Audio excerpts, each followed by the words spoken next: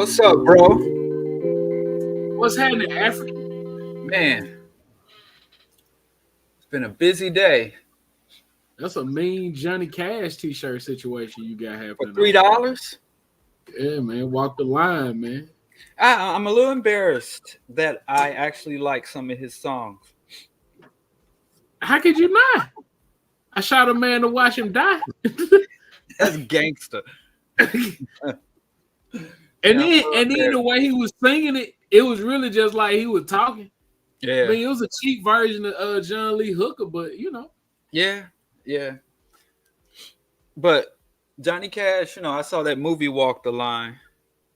So, I found this it was like $3 in the clearance rack. So I'm like, hey, win. Yeah, can't lose. Man. But people get on me for my shirts. I wore a Deadpool t-shirt, and they got on me for wearing like a Marvel IP. I wore a Mr. Pibb soda t-shirt, and they're like, you're supposed to be vegan and holistic, and you're wearing a soda t-shirt. So I guess I'm just gonna have to get on here with politically appropriate t-shirts or blank t-shirts like you. Well, I'll be wearing brand. But the other thing we gotta do is we gotta get this African World Order merch store up. Yeah, I made like 2 shirts last night that was hard. Let's put them out, man, because I got mad African World Order shirts, but here's the problem. I be wearing them outside, out and about during the day. Yeah. And I never think to be like, yo, why don't I wear one when I'm on the thing? To put the thing on the thing. So that's the thing. And my son just stole one of my shirts.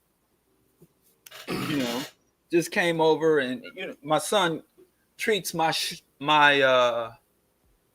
home like it's Amazon. Yeah.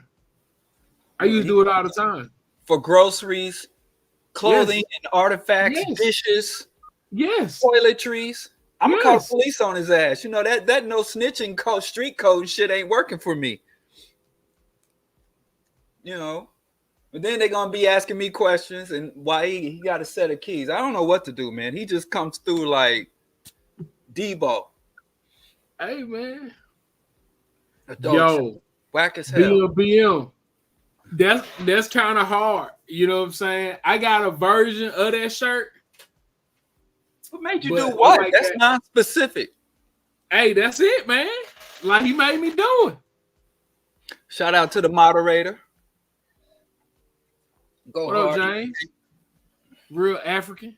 Yeah, man. Hey, man, guess who I got a text from the other day, man? I'm not gonna guess. Comrade Trav, man. I still ain't talked to my guy. Come on, man. Stop grouping. Stop being a fanboy. That's not alpha.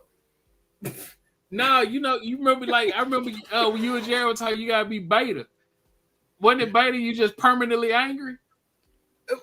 No, Sigma. Sigma. You gotta be Sigma. It goes Sigma, Alpha, then Beta's the lowest. So we start off in Beta. We strive. We use Alpha as a stepping stone to Sigma. Yeah, Sigma, just always on go. Yeah. If you're gonna do pseudoscience, do it the right way. Yeah, that's what I'm saying. I got me a shout out to Charity. Got me a cool little, you know what I'm saying? Cool little team, you know what I'm saying?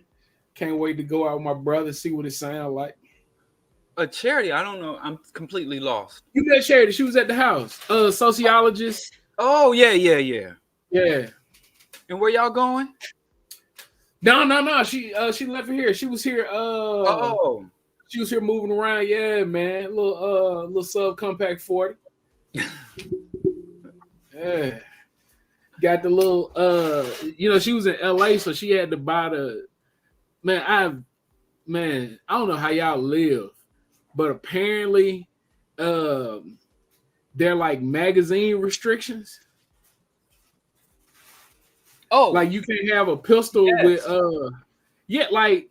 dudes is walking around out here, you know what I'm saying? Thing like this hanging out the back, Yeah, with a thing like this in their pants.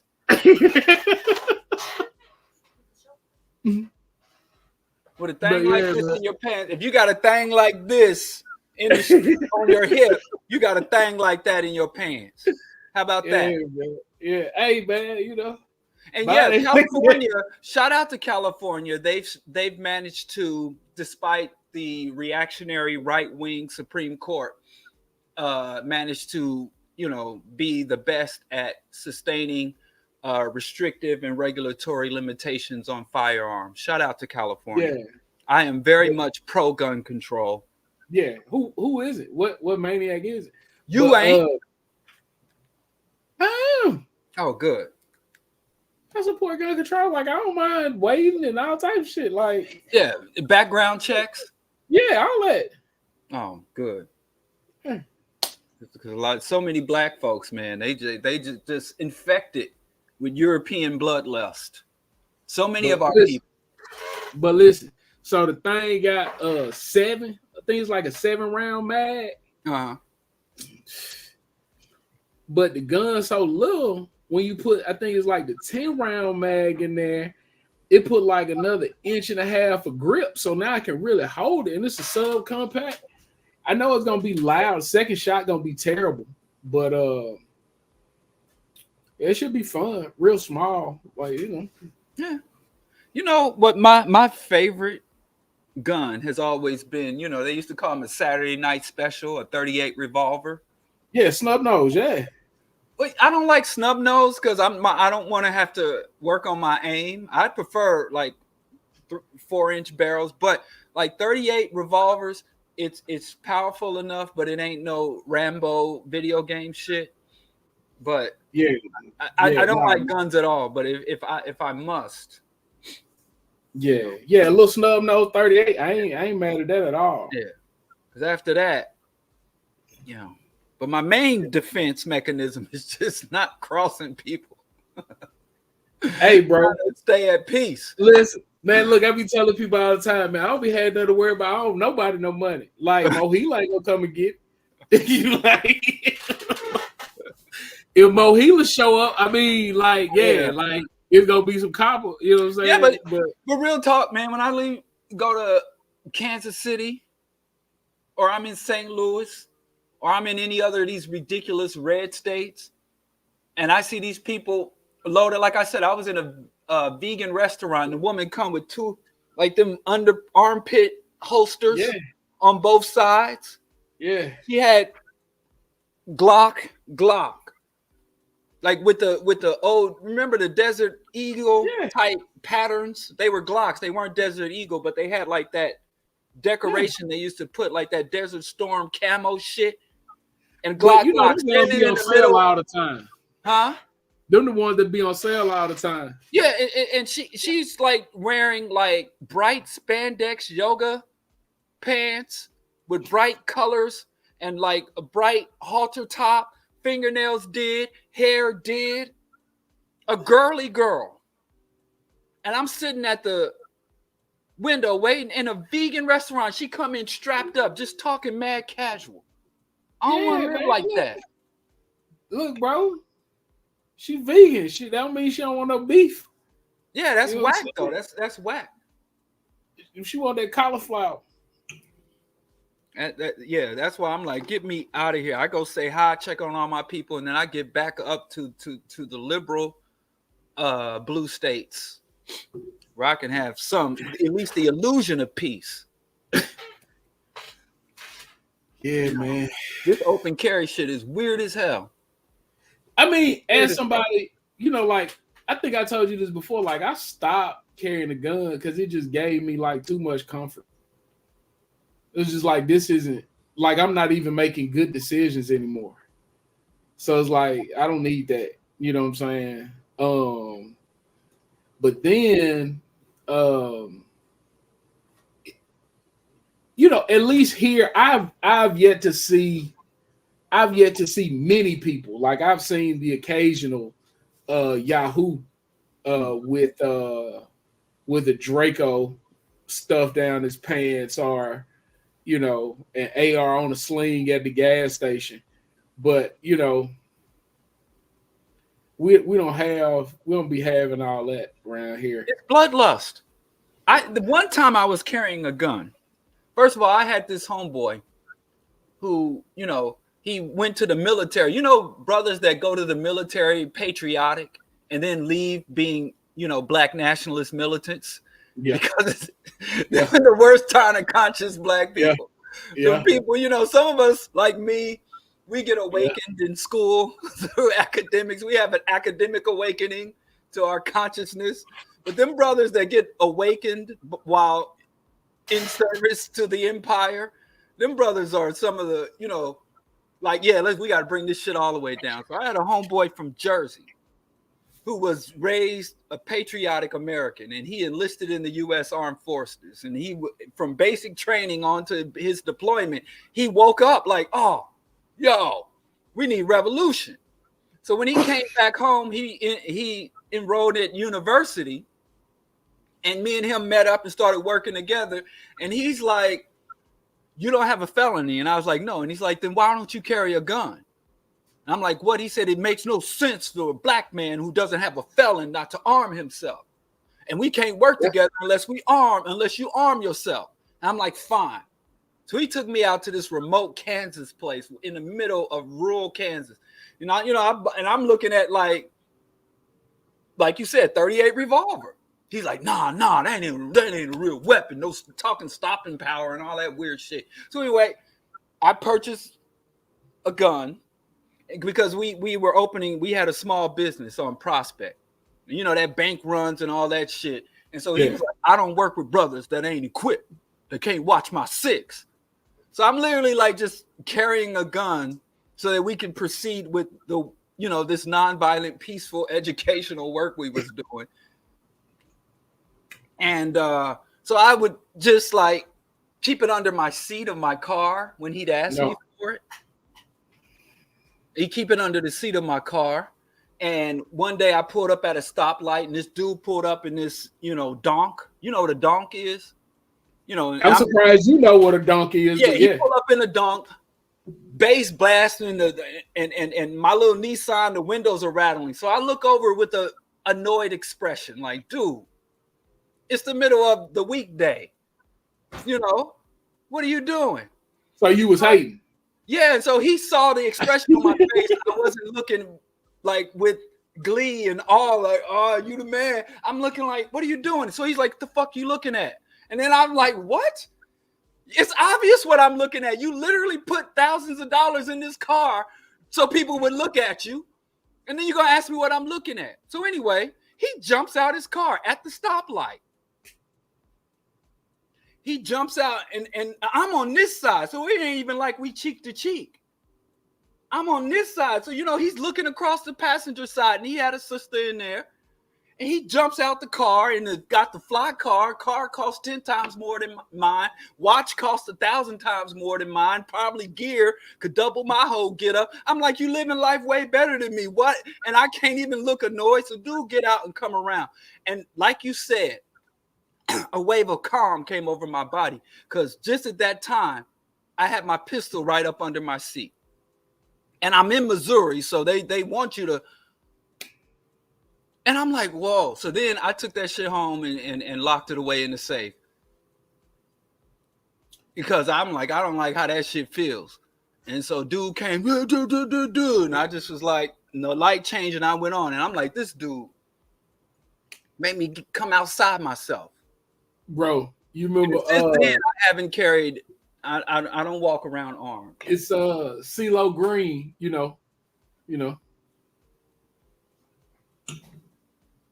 Remember, you could have died tonight, and I would have been in the right. Yeah, but that's corny as hell. Listen, bro. So, we live in some amazing times, man. Yeah. So anyway, but as you said, I like you. That's a thing that men of a certain age say. In the greeting, hey man, what you got going, man? Stay in our D boy way. Yeah. I'm out there way. Like, man, do whatever you want to do, bro. Run the red light. Yeah, that's it. But that's the thing. I'm generally, people think, like you said, I'm talk. I prefer, we used to sing this song in Covenant Missionary Baptist Church. I'm on the battlefield for my Lord. My battlefield is intellectual. Oh, this dude on the battlefield I on the don't. internet. If it's not revolutionary ascending violence, I want no parts of it. Yeah. If it's not revolutionary ascending violence, I want no parts of it. I'm staying ID boy. I don't want no parts of lateral or descending violence. Is that too much to ask? And I don't threaten people. I've in my whole life, I've never threatened anybody. Man, now let me tell you something, bro.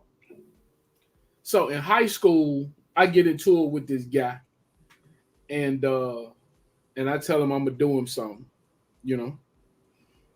And Miss Horton, I never forget this. Miss Horton pulls me out. She says, "Josephus, step out." I get in the hallway, and Miss Horton tells me that if you tell somebody that you're gonna do something to them and you don't do it, that's a threat. If you tell them and you do it, you gave them a warning. That informs my life to this day. Listen, bro, I'm staying out your way because I don't want nothing to do with it. Now, if you come over here, yeah. But hey, man, let's get to it. Sith Lord Prince, you know, that is hilarious. You know what I'm saying? But now we don't say no homo, and we don't say pause. We don't say pause. No, we don't say pause. No, we remember because of the other thing. Like you supposed to say phrasing. Phrasing is why. Phrasing. Because people say that hurt their feelings. No, that when I had a discussion of a man who appointed himself a representative, he stated that number one, he wasn't part of the community and he wasn't asked to speak on behalf of the community. But I don't know. Man.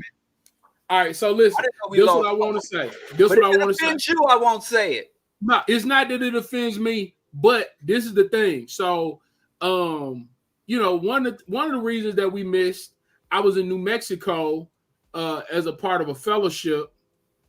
We building, we talking, and a gay brother was in there. Shout out to him. And what he said was that being in a space with a bunch of cisgender heterosexual men that weren't on, you know, like making him feel weird and awkward was refreshing. And the fact that, you know, like he came out more and not, wow, that's really funny. Phrasing, he did not come out, he was already out, but he really like came alive and shared a lot more because he said he felt safer with us, and it wasn't, you know, what could have been taken or could have been used to make him feel like feel the insecurities that he felt when he was a younger man, right? And that's what he had been craving, right? So I think hearing that is like, oh man, that's really good that I made you feel better about yourself. Like, that's really good that I made you feel more comfortable. So, you know, yeah. So we're going to go with phrasing because it makes people feel better. And what does it take for me to not do something that hurts your feelings? Absolutely. It's the easiest thing in the world. But I haven't heard that from anybody. You know, and that's what we ought to do too. Like, because I definitely want to bring on more people from my cohort. And I think Mario would be a good person to come on. I probably won't do it with you because you a jerk. You be bullying the guests. Look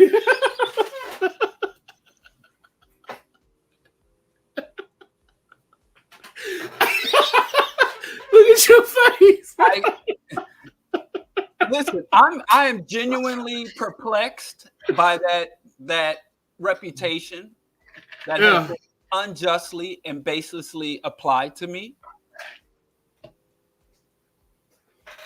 I don't bully people, and I think that, you know, challenging someone and people that simply want to come and be echoed and affirmed, I think we do a disservice to the community when people come and make statements and assertions Right. that need to be challenged and they go unchallenged. You know, I don't think that's bullying. People getting on me, people tell me I can't ask questions or challenge someone because they're elders or their history of organizing in the community. And even though they say some absurd stuff, I can't challenge people because of their faith or the belief. And I think that is part of the deep-seated anti-intellectualism that is destroying us. It is menticidal. I definitely don't disagree with the premise. I also think, and this is something that, like now we're what is it called? What's it called when you talk about the thing?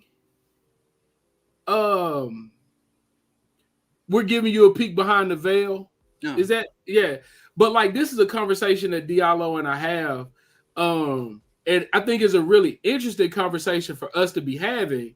One, because so many people in my lived experience will think that I am Diallo.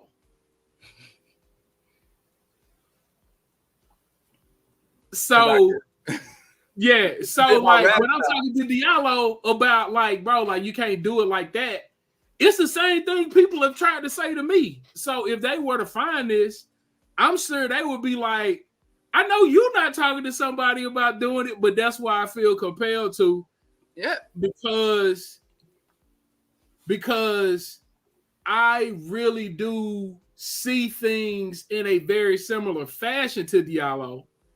And knowing that I see it in a similar way, being in a different space allows me to see it in a way that the person that I'm engaging with sees me.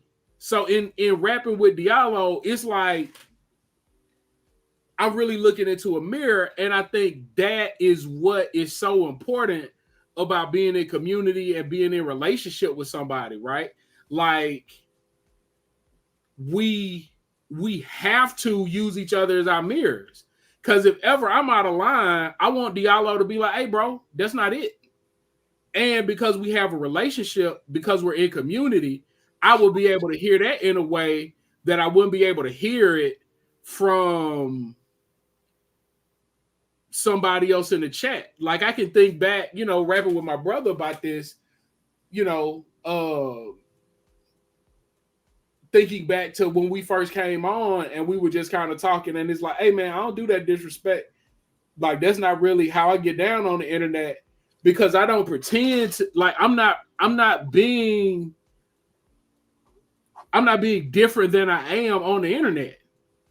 Right? Like if you are around me and you are in my community, the person that you're seeing here is the person that you're going to see in community. And I think that's really important because, again, my goal, and I think it's one of Diallo's goals as well, is to get people off of the internet and into community. I was thinking about that, man, when you told me. I've been thinking about that since you told me about it. But one thing I do want to say, I'm much different online than I am in real life. And which is weird. This is how that works. People, because what I say, I would never run up in a mosque and to call someone worshiping in their masjid or their Muhammad's mosque and call them members of male chauvinist murder cult. I would never run up in a cathedral, or even I would never run up in someone's sacred space and say, hey, you're engaged with the male chauvinist murder cult. I was just at a funeral for an elder, and everybody was praying every 10 seconds. I didn't flip the table over and say, you're talking to nothing and nobody.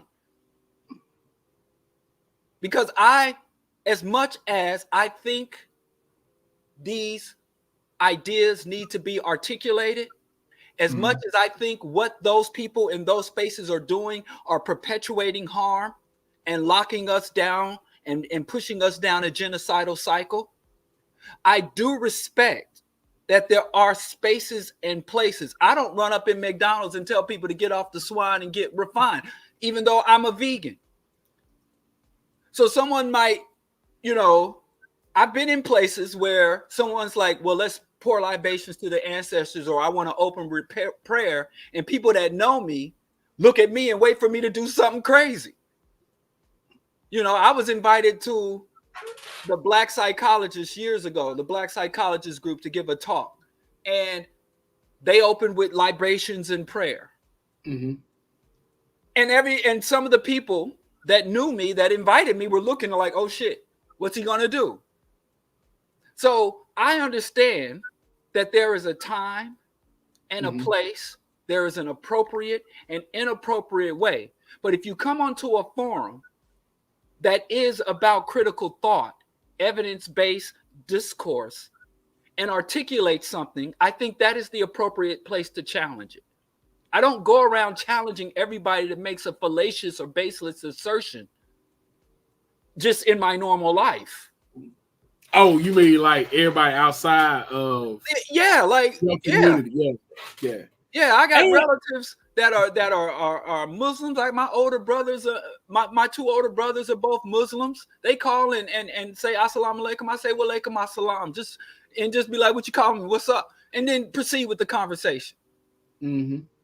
And I think face to face, I just say it and move on. If it's on the phone, I might roll my eyes, give the proper greeting, and move on. But this is the thing though, and I think this is like just a weird little break that we have. And you're not wrong, you're right for you, and I'm not wrong, and I'm right for me, right? Like we just kind of at this break is where it kind of is a thing, right? Right. I think that all that you said is true. And I think that there are things that I can do that could make your interactions, your second person plural, interactions with me a little better so that you could get closer to the place that I hope you get to. And that doesn't mean that I can carry you. I can't make you do it. But what I can do is kind of facilitate an environment that allows you to kind of drop your guard just a bit, right? To think about some of the things that I'm saying. And ultimately, I don't think Diallo's atheism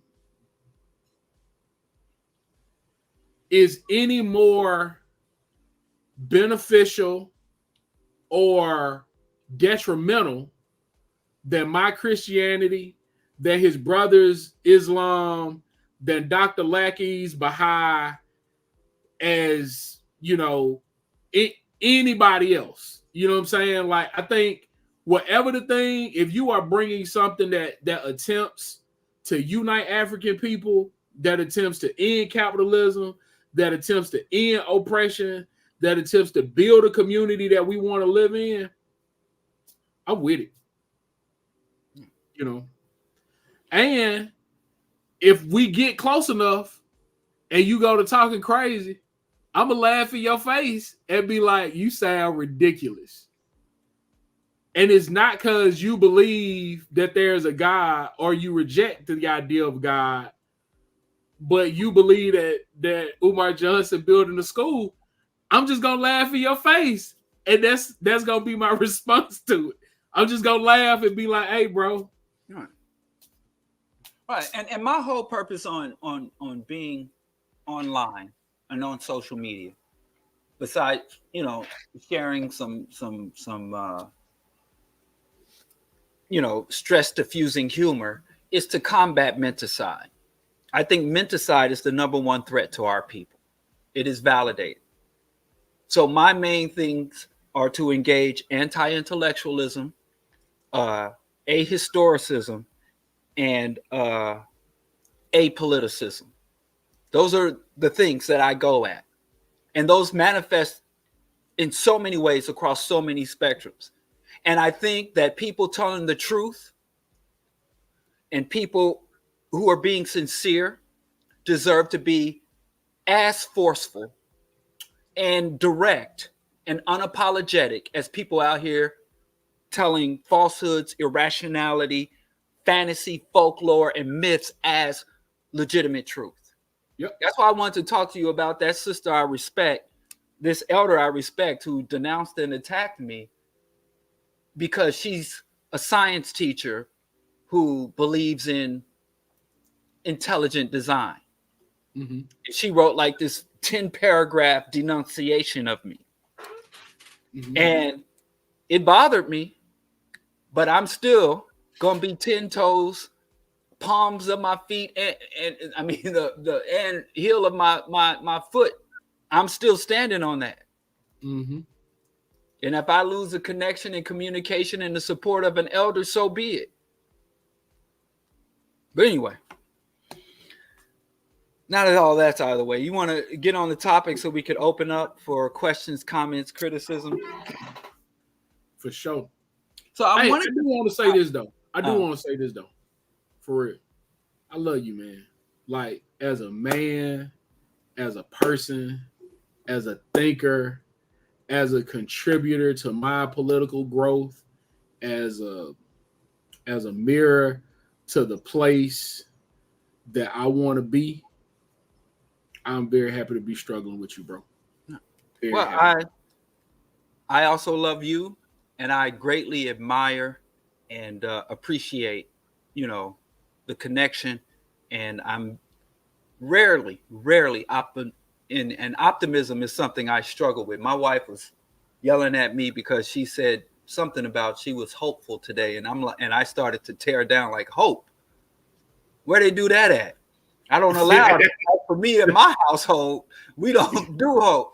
And so, I do feel, cautiously optimistic about, going forward, which is hard for me because, I'm mad real, son. And when I say I'm mad real, son, I'm like reality, facts. Telling you, bro. Bro, I'm telling you, man, listen, bro. The hardest thing that you can be is authentic. When I say that's the hardest thing you can be, that is the hardest thing to be, is authentic. And I'm so thankful that I can look back on where I was and be clear and say that I have grown in my ability to articulate those things that I'm thinking, feeling, and seeing. But you know what helped me approach authenticity? What's that?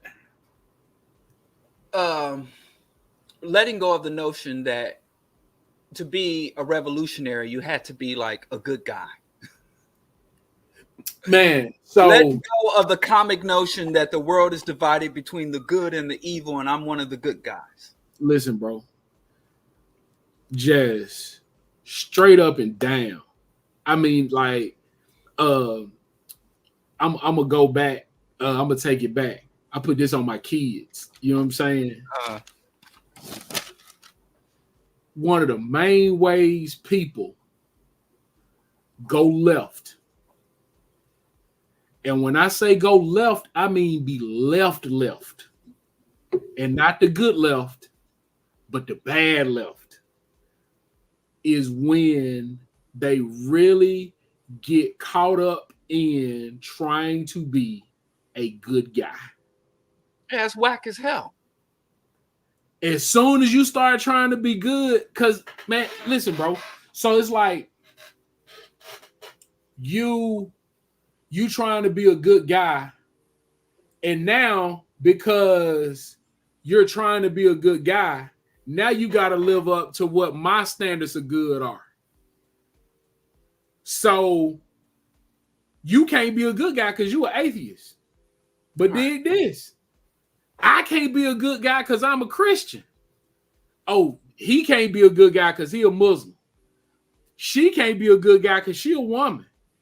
He can't be a good guy because he trans. And don't none of that have nothing to do with the politics. Right. And revolutionaries are human as fuck. And that's the thing. We've turned Malcolm X, because I was like, Malcolm X, when I was having some discussion, I'm like, Malcolm X has said as much absurd things as he has said accurate things. Yep. And so when we are studying Malcolm, we have to know, are we listening to the blind cult follower, or are we listening to the self-educated, enlightened Pan-African revolutionary? Because he was both of those things.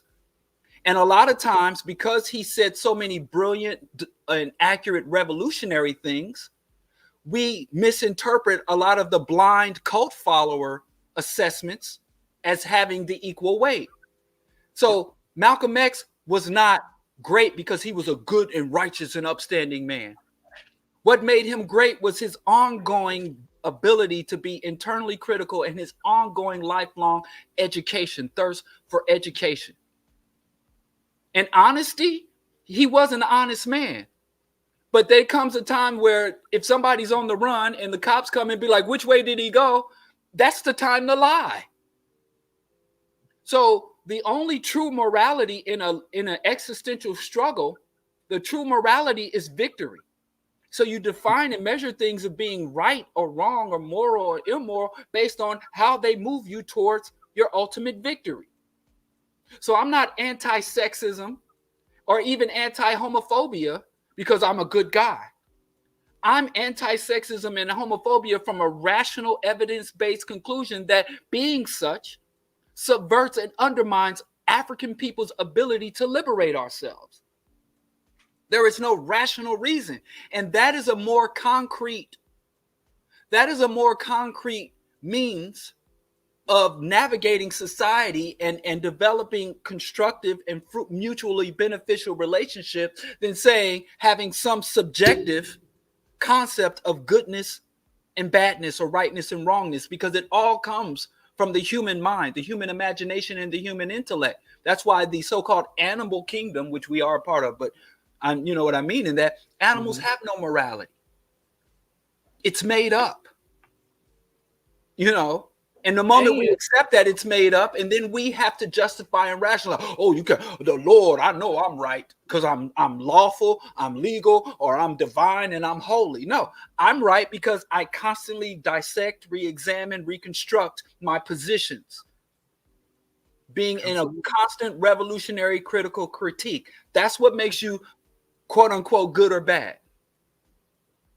And then regardless of all that shit, people's perception gonna be whatever it is.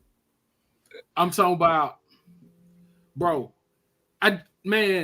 it bothers me to no end to think that there are people on this planet that want to argue good and bad are legal and illegal like the law don't change. Like, bro, Harriet Tubman is a hero. And a criminal. And a criminal. Yeah. But can I tell you something else? What's that? She's also an infidel. She didn't just break man's law, she broke God's law. Until somebody dig up that verse where the Lord said, thou shalt rebel against thine slave owner. Thou shalt run away and escape thine slave owner. From what I know about the Bible, it says the opposite. And what I want to add to that is it's something that you talked around a good bit, and I'm not a person that can argue it because you like to argue. But all of the other parts are the things that like we don't spend enough time talking about, right? So when you say, hey, you supposed to obey the slave, you supposed to stay a slave, like, yeah, that's in there. But it's also in there where it's like how a slave is supposed to be treated and what the rules are. And if you're not following all of that,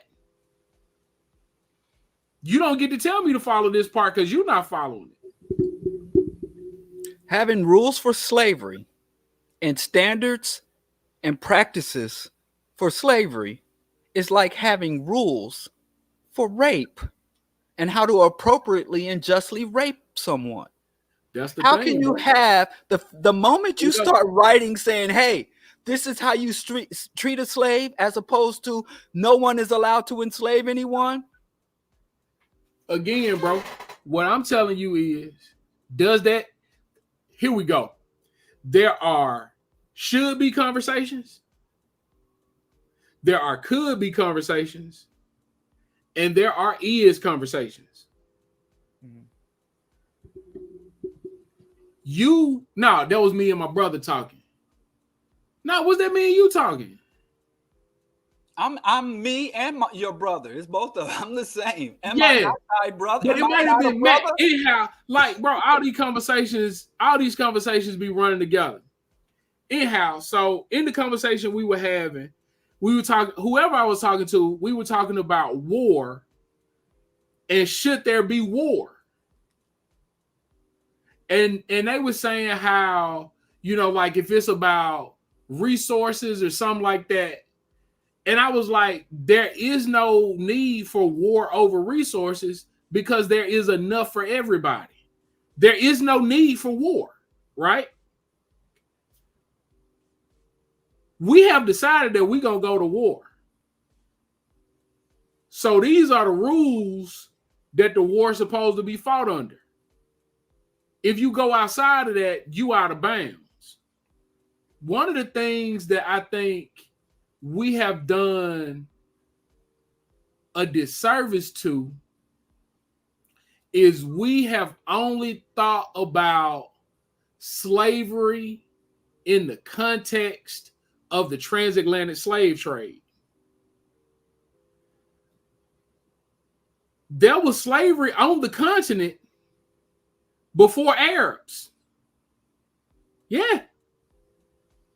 Yes. Go ahead. You cannot talk about the biblical limitations, the biblical components of slavery and the biblical mandates for slavery and superimpose it on cultures and civilizations that predate the Bible. So yes, we can have a discussion. But hold on.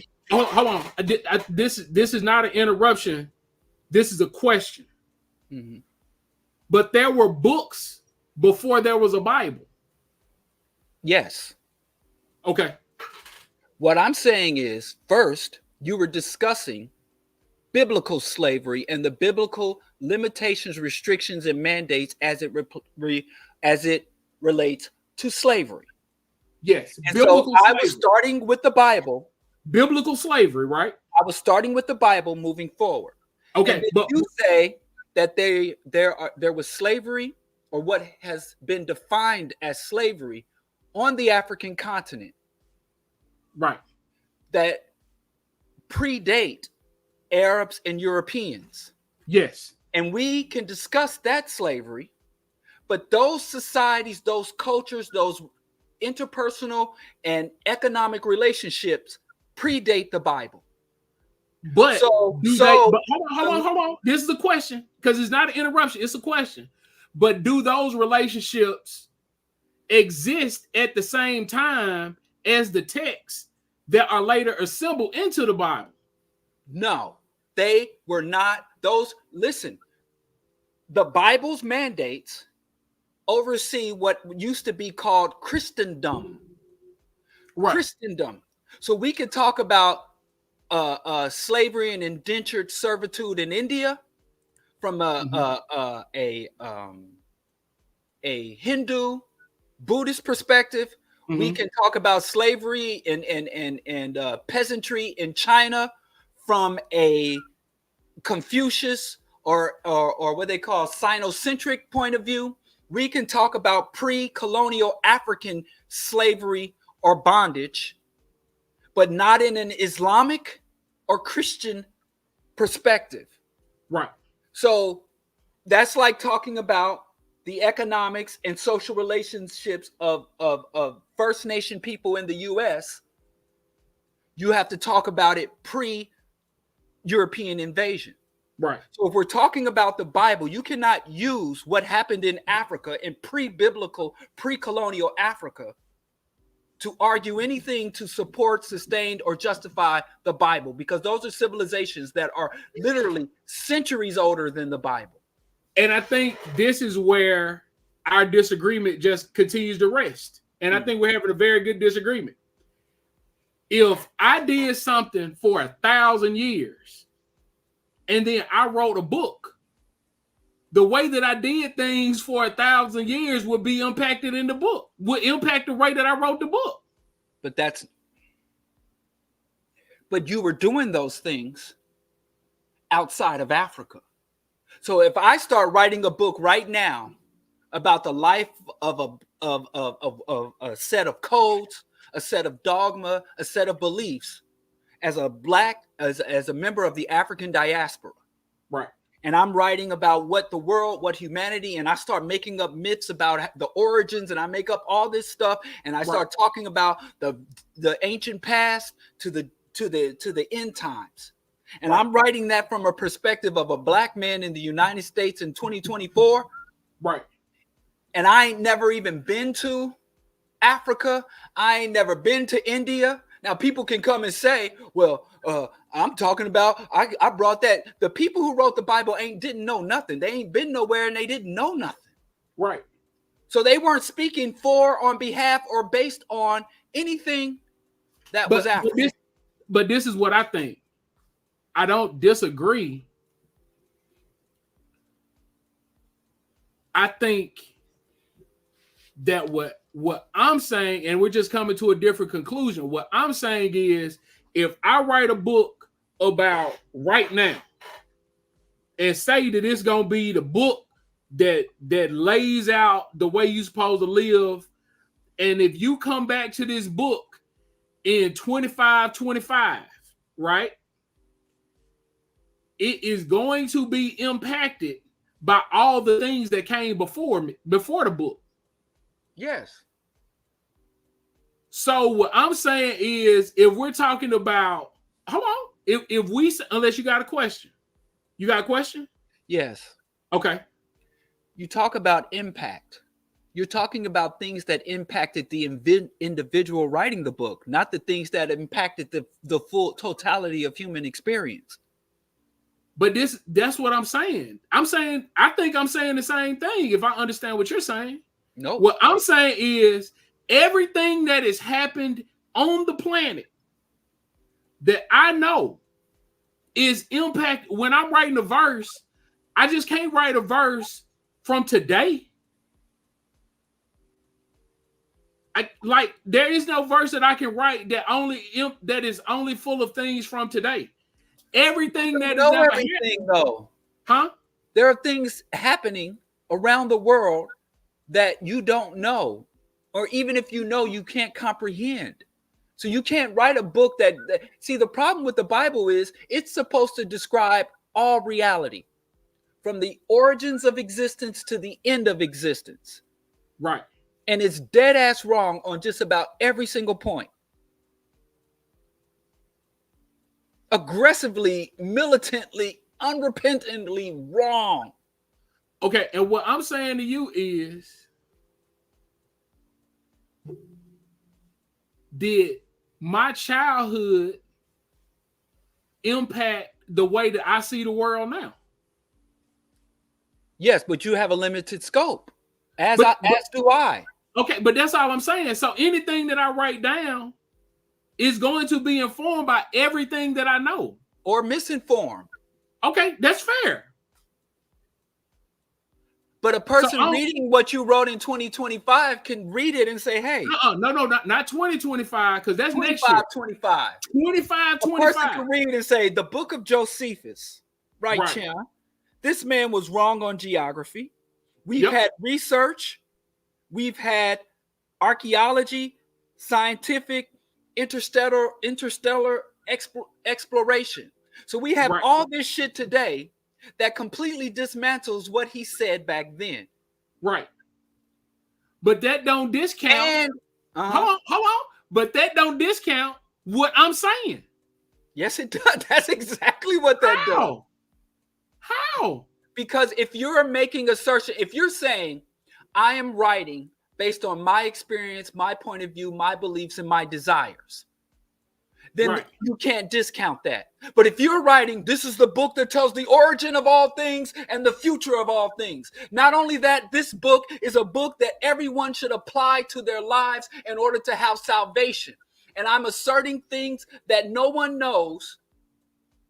And I'm going to talk about the future. I'm going to reconstruct the past. And if you're writing a holy book for generations to follow versus writing a memoir or a biography of your life, those two things are judged with two different yardsticks. But this is what I'm saying. You can't judge either one because you're going to be dead.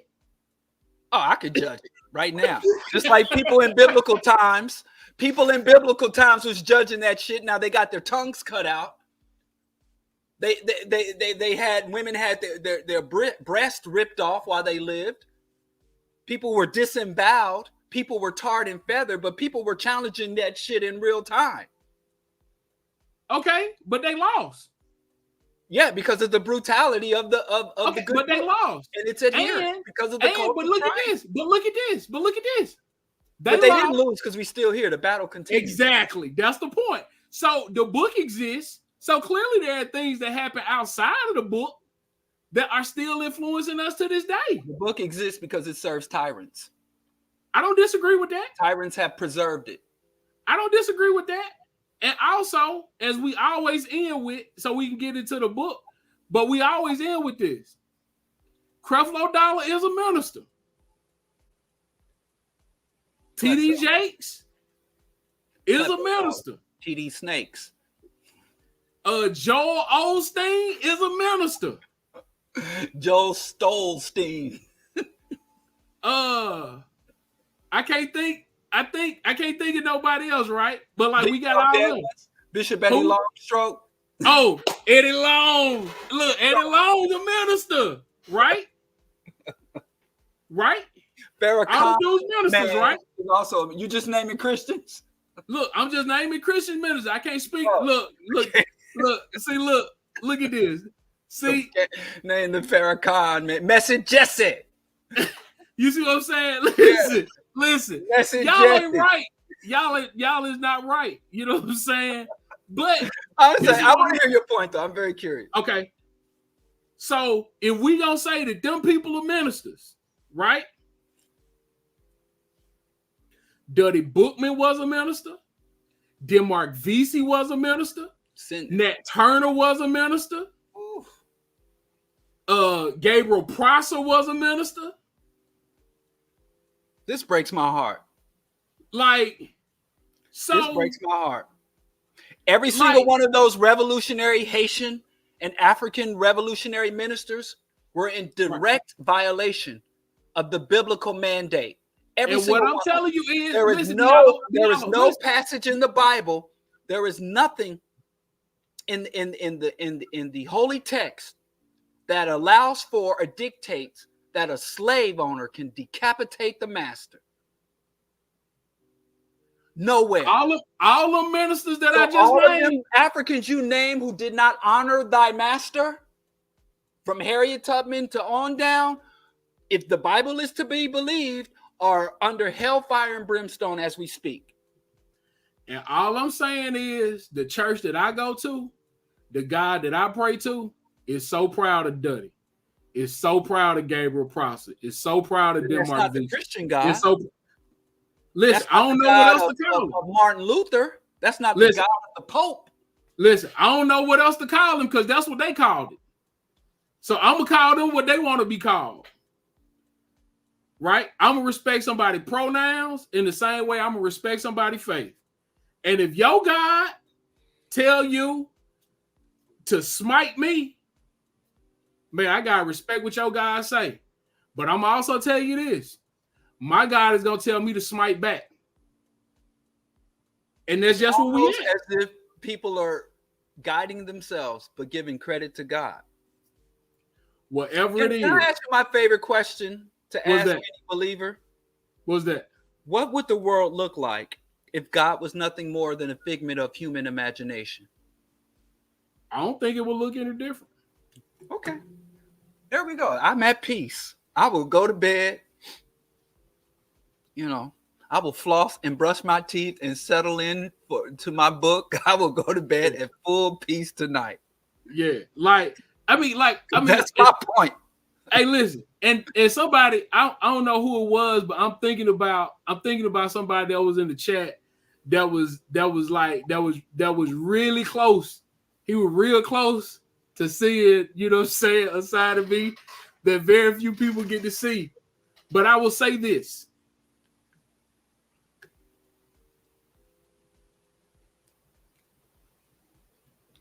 There is no way that God is just and I'm supposed to live like I live.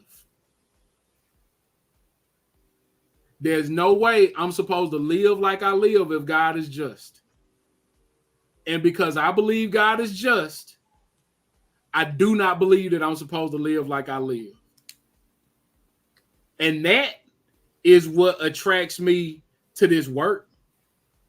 Like in the same breath that you can say slavery in that book, my reading of that book, my understanding of that book, my engagement with that book.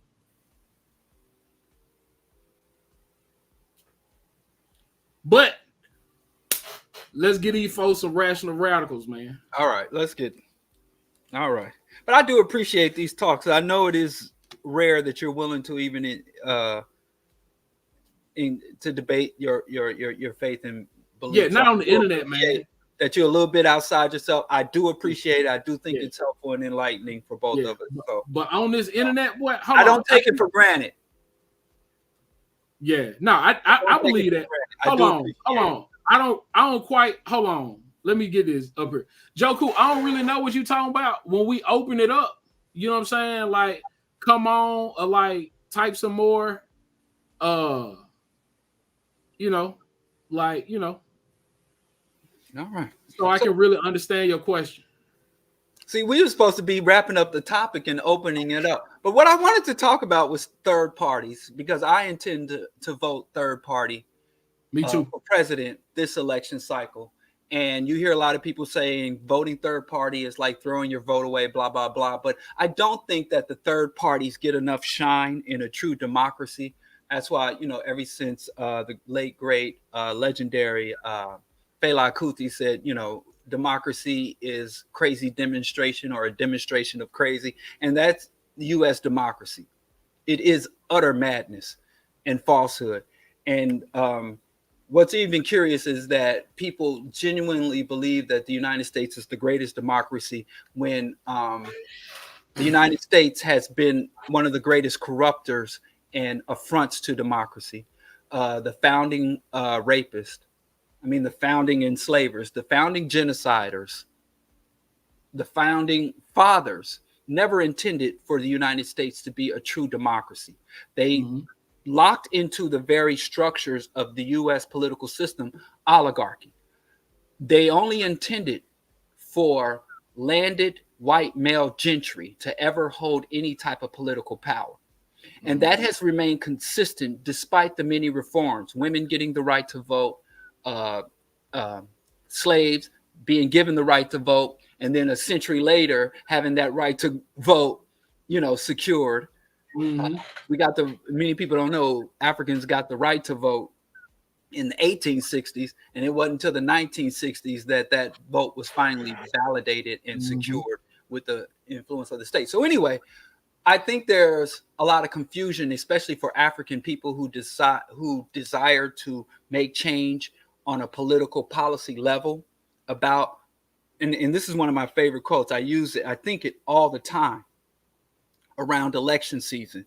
Africans, we've been in this country the longest and we understand it the least.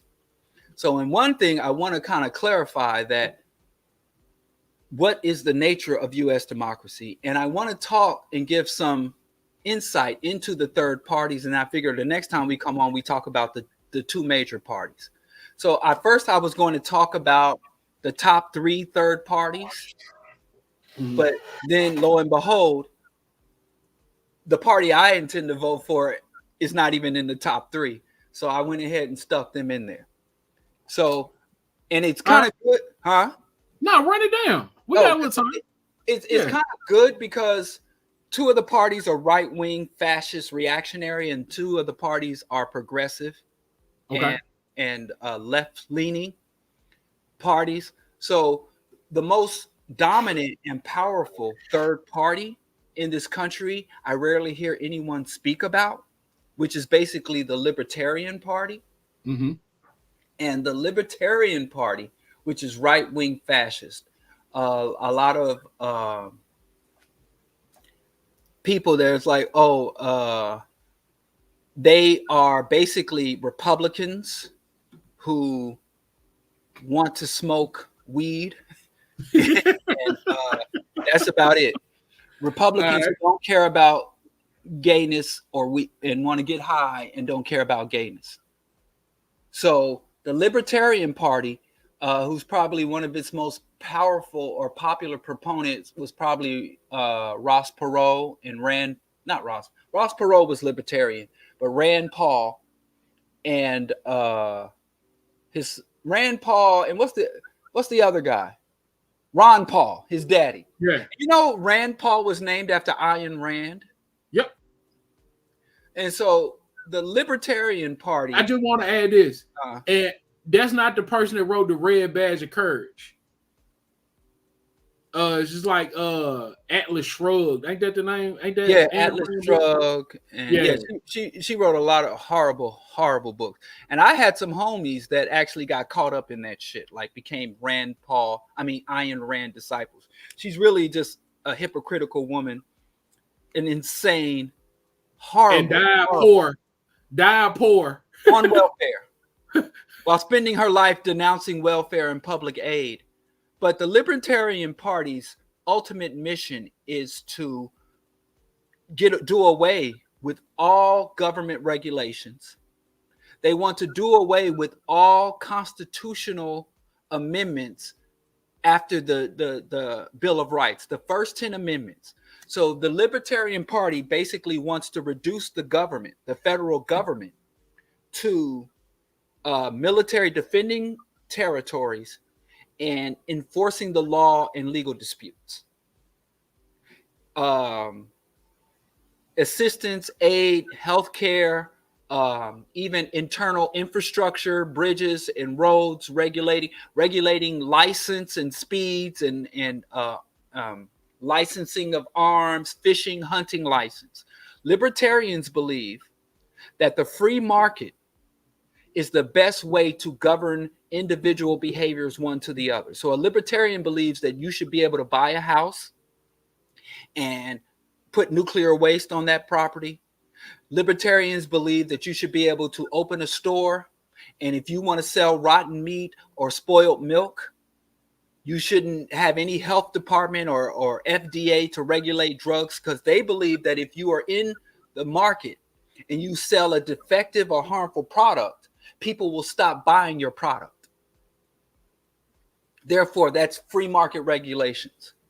And they believe that full freedom of expression. So that's popular to a lot, because a lot of people, they also say, hey, if you want to be gay, you want to change your gender, or you want to express your gender identity that doesn't conform with your given sexuality, they believe that there should be absolute privacy, that people should be completely private. There should be no government intervention or oversight or FBI, CIA. And parental freedom, that the government cannot mandate you send your child to school, that you vaccinate your child. So there are a lot of components to libertarianism that is attractive to the average person or black people. But they also believe that regulating that you can't discriminate on someone. Libertarians believe that if I want to put up, no, we don't serve Negroes, we don't serve Muslims in my window, then as a libertarian believe, hey, if I don't want to serve black people, if I don't want to serve, if I'm an atheist and I say no Christians allowed, or I don't serve Christians, then that is my right as well. Yep. So, But like I said, they completely oppose the death penalty because they don't believe, even though they accept that the government has a right to enforce limited laws, and most laws are only related to violating other people's property. Some extremist libertarians don't even believe in the age of consent. Absolute freedom for the individual to do as she or he wills to do, and the free market will regulate and oversight and limit people's ability to do harm to others. So that's their and property rights are absolute. So if I own something, I can literally do whatever I want to it. If I own a car and I want to gas it up and build it up, that's my right. And so you can't tell me my car can't emit toxic fumes or limit how much toxic fumes so it's pro-capitalist. And it's really crazy because libertarians are pro-capitalist, but they ignore the amount of state input it takes to sustain capitalism. So that's libertarian. They tend to drain votes from the Republicans, of course, but that's the libertarian. But they also are not, they oppose intervention. So they don't want the U.S. entangled in foreign conflicts. But they also don't understand how the market, the free market, and U.S. militarism and imperialism are incestuous cousins, and one could not exist without the other.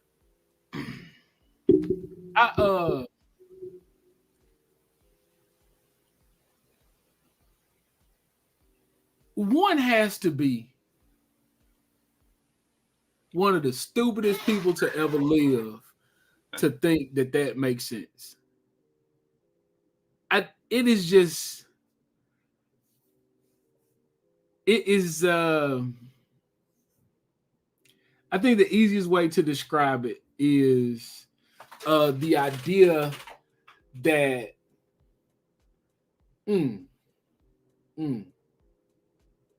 I think this is a contradiction for me. And I'm interested to see what the response is. So the idea of the market being God is very interesting to me. Because there is no evidence that supports the market being fair, being just, being an arbiter of anything other than the will of the dominant class, of the warring class, of the money class. And that's interesting for me to think about. Like, it's really interesting to think about the way they look at the market as being passive and not shaped by the hidden hand of that group that attempts to exploit and oppress. But the thing is with free market, because the Libertarian Party is so powerful and popular because the dominant system has so much pro-market propaganda. Mm-hmm. So they indirectly benefit from all this small business. They believe, small business and the businessman and pro-business, pro-markets, and neoliberalism. But the problem is, like, they believe, which a lot of progressives assert, you should have. Well, they go against, because they believe in people being able to move freely across borders. So they were like, hey, people should be able to come and go wherever they want to go. As long as they're not encroaching on private property, you should be able to cross whatever other border. But they also believe that money and capital should be able to flow freely across borders. So they believe in these things that essentially cancel each other out.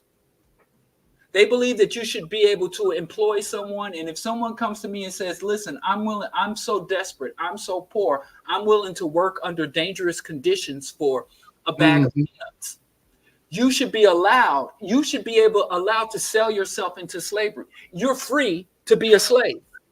Mm-hmm. So I think that libertarianism, one of the only reasons it's not more popular amongst black, because I've known some black libertarians, but when they get into the whole freedom to discriminate, freedom to enslave, basically freedom to exclude black people, they think that it is an encroachment on freedoms to have to respect someone's civil and human rights. So that's why they lose a lot of black people, even though a lot of their positions about individual autonomy and individual freedom is very attractive and resonate with many people who live under authoritarian or repressive or oppressive conditions. It's something you say to me a lot when we're talking about religion. When you say everybody with the Christianity until some Christian shit happens, right? Like all the libertarians are with the free market until some free market shit happen. Oh, that's so true. And it's just like, you know, and we've had this conversation a bunch, man. If white people could just give up the racism, we'd be in a bad state, boy. Yes. I'm talking about like, but they can't give it up. No. Which is baffling, right? At the retreat I was just talking about, we were reading a letter from a Birmingham jail and just kind of discussing it as a group. And one of the things that I said, and I thought about you while I was saying it, was that it is something that we have to examine, that there is nothing that we can reconcile, because this system will tell you, well, profit is the only thing that matters. Well, you can make more money if you sell to everybody. Well, we don't want money like that. No. Well, so do you want profit or not? Right? Like, and I think all of these other things are things that are trying to reconcile. We want to be white, and black folks just cannot wrap their brain around. They just want to be white, and we don't have any room to fit into that. No. Whiteness don't even work for white folks at all. All right. But yeah, it's libertarianism has been called like market fundamentalism. You know, basically they believe unregulated capitalism limit the scope of government, and you're like, well, the government oppresses me, so there's a party that wants to limit the scope of government, where people are really under the illusion that they derive no benefit from the state and regulatory agency. But if I want to sell, and there's never been a libertarian state or society. It's purely in the arena of freedom, where we've had failed attempts at socialist. We've had failed attempts at monarchy or successful attempts at monarchies. There's never been a fully libertarian state to develop, or there's never been a state to move towards libertarianism. But libertarianism, How would it? Right. Well, yeah, it would immediately collapse. A lot of things that aren't libertarianism on purpose, people would often say, well, if you look at Somalia, and Somalia under the collapse of the state, that would be more of a libertarian type condition, or even post-Soviet Russia, you know, under Glasnost and Boris Yeltsin could be defined. But libertarianism is basically tech bro, crypto bro, wet dream. And generally the people who believe in libertarianism are people who have derived the most support and benefit from states and policy. You'll find people that benefit most from regulation, that benefit most from the impositions of the state, the people who derive mainly white, cisgendered, heterosexual, wealthy males. You know, they tend to be the most people to be attracted to libertarianism, but if you look at history and the economy, they have derived the most benefit from the regulatory state, the federal government. Yeah, like I'm just saying, like, okay, so you got this what is a libertarian state? You ain't got no roads, you don't have any schools, you don't have any doctors. Well, you will have private schools and private roads and private doctors and private hospitals that if you go to the hospital sick, by law, if you go to a hospital sick or injured, they cannot throw you back into the streets. They have to stabilize you, and they might have to transfer you to another facility or sign you up for Medicaid or Medicare. But under libertarianism, hospitals are just like porn shops. You can't get in there and get off unless you got money. It's like the strip club. So you'll have theoretically, because I don't know of any libertarian hospitals, but theoretically you'll have those things. You just need to pay for access to them. That's what they claim. But if I work in a libertarian place, you don't want to pay me a salary. No, the market will allow me to pay you as little as possible. So if I have a job and you come and say, I'll work for $10, and then I can go out and find somebody an hour, and then I find somebody who will work for $5 an hour. And then I'll go to somebody who says, listen, my wife is sick and dying and I can't get into this private hospital. You pay her medical bill and I'll work for you for free for the next 15 years. So it's a competitive market. Like businesses have to compete, workers have to compete. There'll be no minimum wage and there'll be no restrictions on what two individuals or an individual and a group of people can negotiate. So if you and I negotiate, you come work for me, whatever terms you and I negotiate can't be regulated or limited or outlawed by the government. So if you say, hey, Bro Diallo, if you go write some more raps for me, I'll work for you for 10 years, I'll work for you. Then the government can't come in. It's like, no, this is an illegal contract that can't be enforced or validated. So people always say, well, we won't have any roads. We won't have this. We won't have that. Yeah, but there'll be every single road in the United States will be privately owned and you'll have to pay for access. That's it. Just no public roads. There'll be schools, but every single school will be a private school. And those who. But that's what I'm saying. But all right, so listen to what I'm saying. Yes, private school, but you could just be like, oh, we don't want fat bald head boy kids in here.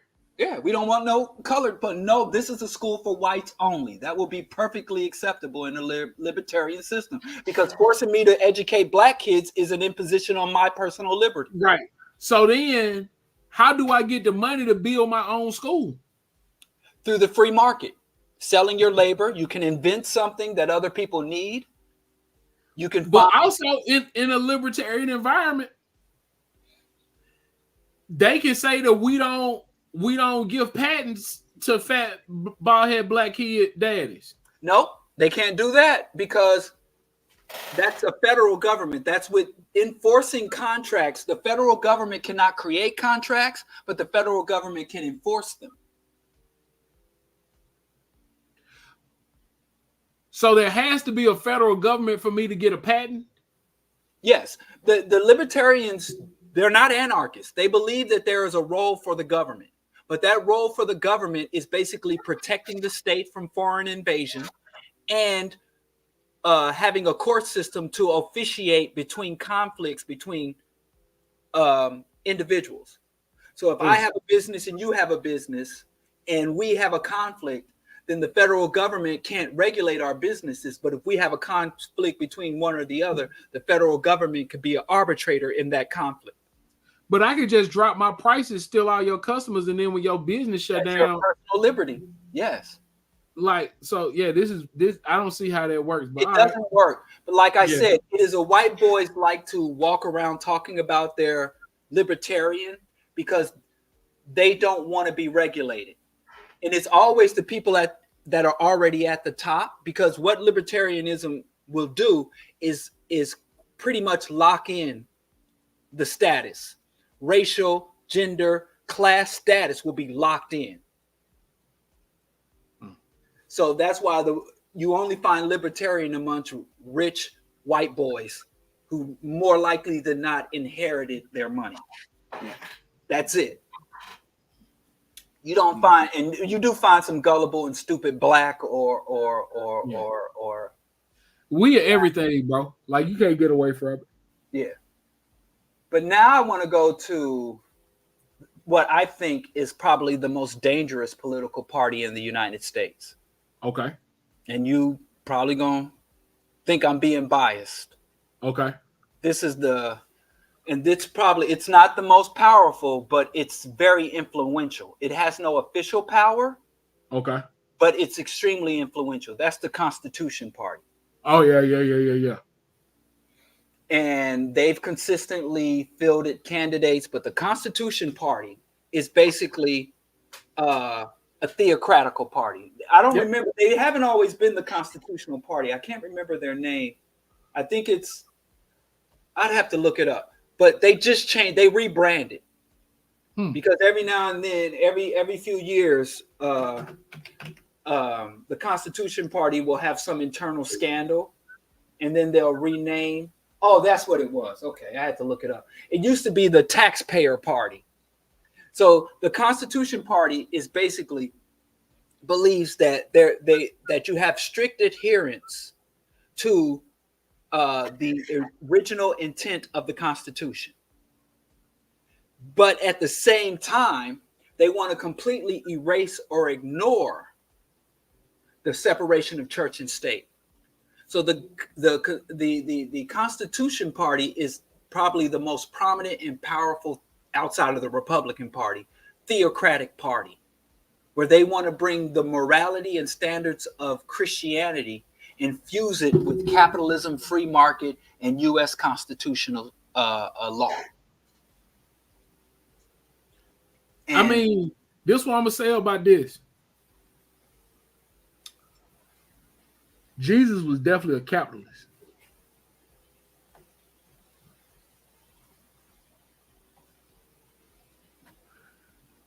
I don't see how that jives. Now it goes back to what you were saying about how like you can't put, you can't go backwards with it. So like I'm really confused as to like how they tried to go with like capitalism is in the Bible. Like that's weird to me. So well, see, with them, they don't believe in personal freedom. They believe that there is an ultimate morality. Like there are things that are definitely wrong, and they want the government to oversee and impose morality by force if necessary. Homosexuality, transgender, abortion, premarital sex, illegal immigration. They believe that you can be free. You're free to worship as you believe, but if you believe what we believe. But at the same time, they believe that the founding fathers did have a fundamental Judeo-Christian overtone, and that should not be ignored. So you can be a Muslim in America, but you have to understand that you're a Muslim living under a Christian state. And so, and a lot of things like the libertarians say, hey, you should be able to do whatever drug you want to do. Heroin, crack, cannabis, whatever drugs, your personal autonomy, where they believe that the government should enforce strict restrictions on drugs. So the Constitution Party has a lot of rhetoric serving personal liberty, but you're really just free to live according to the moral code that they dictate. And within the moral code that they dictate, you have all the freedoms you've earned and you're worthy of.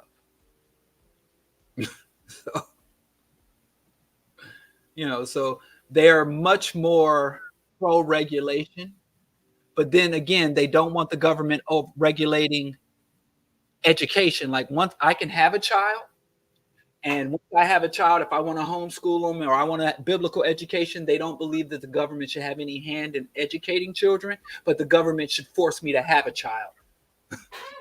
What was the 2008 Constitution Party National Convention? Huh? What was the national convention for the Constitution Party in 2008? I don't know where. Lynchburg? Huh? No, it's got to be somewhere significant. Where? I'm just saying, what the Village Boys present? Are there Village Boy members of the Constitution Party? I don't know. What? I'm lost. 2008 is Kansas City, Missouri National Convention. Ugh. Yeah, I mean, Kansas City, I mean, Missouri itself is essentially a Christian theocracy. You look at the senators and the governor, Kansas City is probably, and it's also, which is weird too, because the Mormons have a lot of influence in Missouri too. People overlook that. Really? Yeah. I know that. That's a holy site. Missouri is one of their holy sites. Yeah, but they believe that morality can be legislated and enforced by the government. That's one of their big things. So, and they believe that like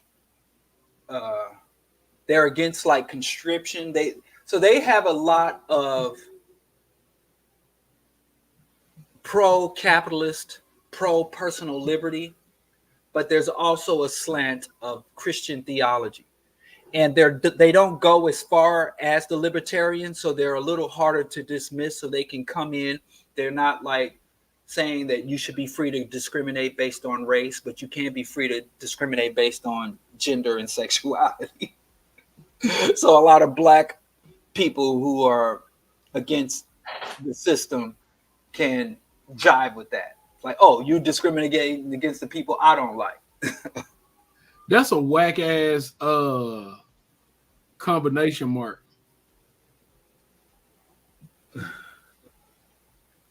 Like that's whack. That's real whack. Yeah, I think they're dangerous because their extremism is not as obvious, and you think? You think it's not as obvious? Not on the surface. I think that because I can see how a lot of black people indoctrinated into Christianity and American patriotism can be more receptive of this than they could be of libertarianism. But this is something that you talked about before about how we don't fall for the okie doke as easily as white folk do. But like, I think when the rubber meet the road with most of this stuff, it just doesn't make any sense for black people. Now that 3 pillars are interesting. Integrity, liberty, and prosperity. Yeah, it's pro-capitalist. And I don't know, like you said, Jesus is capitalist, but how can they be biblical? That was a joke. Yeah. But the thing is that they're family values, and they believe that the government should remove any type of taxation or encumbrances to men and women coming together to make families. That the government should use its resources and policy power to make it as easy and as financially beneficial for people to form heterosexual marriages. At the same time, they want to repeal any regulations or policies that identify or legitimize LGBTQ plus people and say, hey, take all protections and resources and protections of the state from anyone who is not cisgendered heterosexual. And for those cisgendered heterosexuals who are not married or do not seek to be in procreative heterosexual relationships, they should also be disincentivized. And all government, public welfare and incentives should go strictly to people like me and you. So dig this. Heterosexual marriages, especially, they don't say this, but I pretty much think they're leaning towards stick to your own kind on top of that. So you and I, we would ball out. If we're willing to stab a lot of black people and a lot of suffering people, listen, under a constitutional party, you and I would be good. But look, this where it go. We want to create the greatest economy for the U.S. that the world has ever seen. We will do so by restoring true capitalist, vice crony capitalist principles to our economic policies. And then look at this. Are you aware that over 50% of all small businesses will fail within 3 years and that only 33% of businesses can make it to 10 years? Does that sound like a country of prosperity and opportunity to you? Did you know that government involvement in business is listed as one of the largest factors for these failures? Yes. Did you know that small businesses make up 99.7% of the businesses in the United States, yet share a higher tax burden than the large corporations that make up 0.3%? Is this fair? Is this right? Is this healthy for our economy? Yeah. But that's all true. But the problem is their solutions are worse than the problem. Their remedies are worse than the problem. I agree. Listen, I had a small restaurant that was very successful. And you know how much of a burden it was to have unannounced health department inspections? The health department would come in and look in every crevice, look under the cabinets. They would come in and check the temperature on our cold display cases and our refrigeration. They would check the temperatures on our hot holding.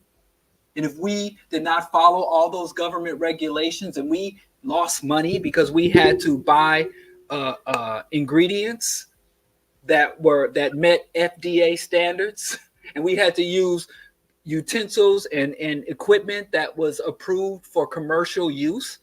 So yes, government regulation is a great burden on small businesses. If I owned a garage and I was doing oil changes and I couldn't just walk over to the sewer and pour out my oil, you know how much money that costs to legally and lawfully dispose of motor oil? So when these people are talking about the burden on small businesses, they're not talking about I can't get a loan, because they don't want to mandate public loans or any type of supports, especially for like minority-owned businesses or other disadvantaged groups. When they talk about the burden of regulations, most of those quote-unquote burdens are the good ones that actually protect citizens. Now, you can look at an unregulated small business community. You can go to places like China and look up terms like tofu dread or Chinese street vendors, or India. So a lot of times people are like, the government's bad. The government's bad. And usually when conservative people talk about the government's bad, they almost exclusively target the few good things the government does. They never target the actual bad things that government does.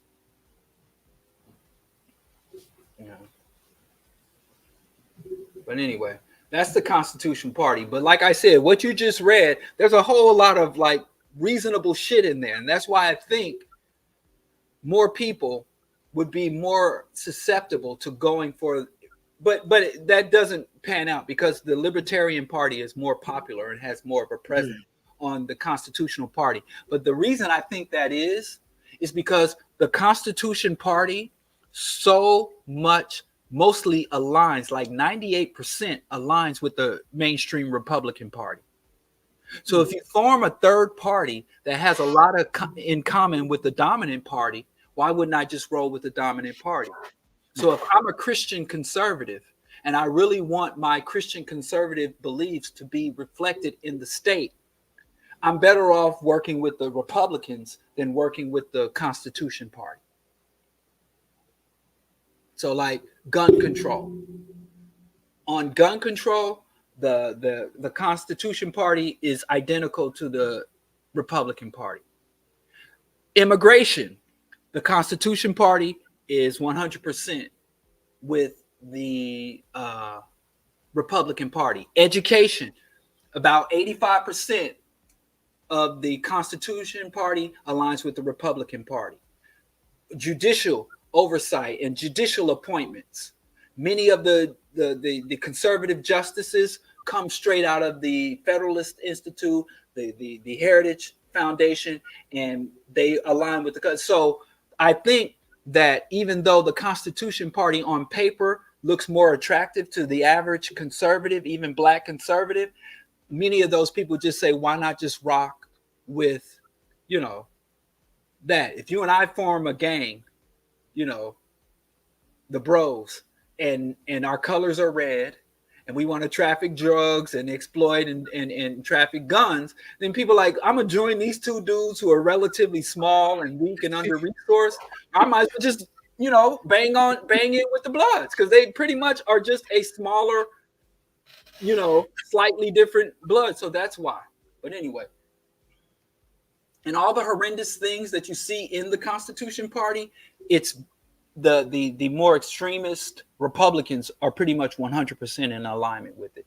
And I think over time, even taxation, I think over time the Constitution Party is going to, just like the Tea Party, is going to be essentially absorbed by the mainstream Republican Party, that it goes further and further to the right and further to Christo-fascism.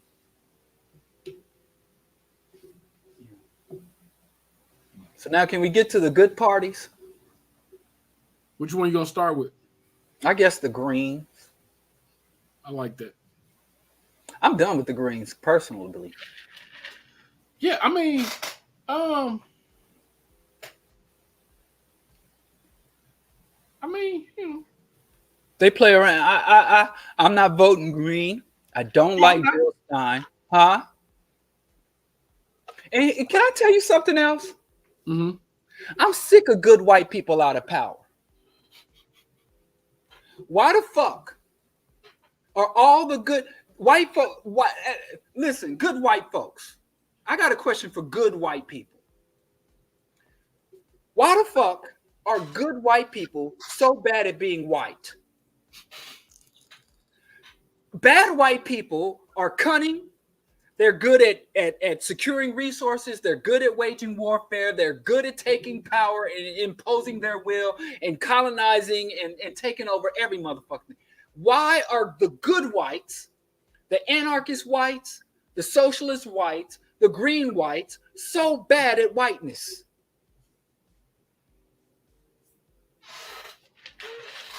And I'd like to know that. And I know some good white folks, and I've asked them that question, and they all looked at me like they don't know what I'm talking about. You know, why can't the good white folks use their whiteness to take power the way the bad white folks do? Why are white people only good? And I'm not even talking about the Green parties, because they've never taken federal power. But look at Jimmy Carter. Look at Jimmy Carter when he was in office and had real fucking power, versus after he lost the what was it, the 1980 election, and he went out building houses for the home. He became the most noble statesman in the world when he was fucking out of power. And there's so many other white folks that only learn how to be good once they have no power. So, number one, with my issue with the Green Party. Number one, they've been around for almost half a century, at least 40 years. Okay. They've lost consistently over 40 years, and nobody can lay out for me how they've adjusted their strategies and tactics. Nobody can demonstrate to me, over losing decade after decade after decade, 10 election cycles, after 10 election cycles, how have you amended your approach? Because if I wanted to kick your ass and I've run up on you 40 times and you beat my ass, I'm like, listen, I'm going to have to train different. I'm going to have to change my approach. I'm going to have to get some, like, if you're trying to defeat the Democrats and the Republicans and they beat your ass every time, in every election cycle, you come back with the same approach and the same strategy. Even if it's good, it's ineffective. And I know I've seen all my life power-hungry white folks, and I've seen white people, white capitalists, white colonizers, white racists, white fundamentalist.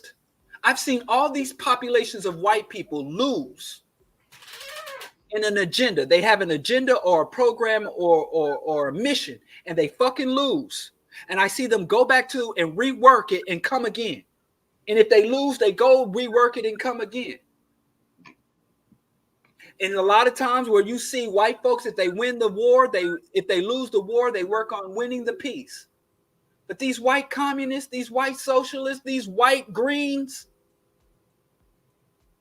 they come back with the exact same shit every time, because I think good white people was like, yeah, I don't like the way the world is, but as bad as the world is, I'm still at the top of the hierarchy. So even though I want to change it, if it doesn't change, I'll be all right. And that's what I see with the Green Party. Because Jill Stein, multimillionaire, she's going to lose, and then she's going to go back to being a wealthy white woman in a white-dominated society.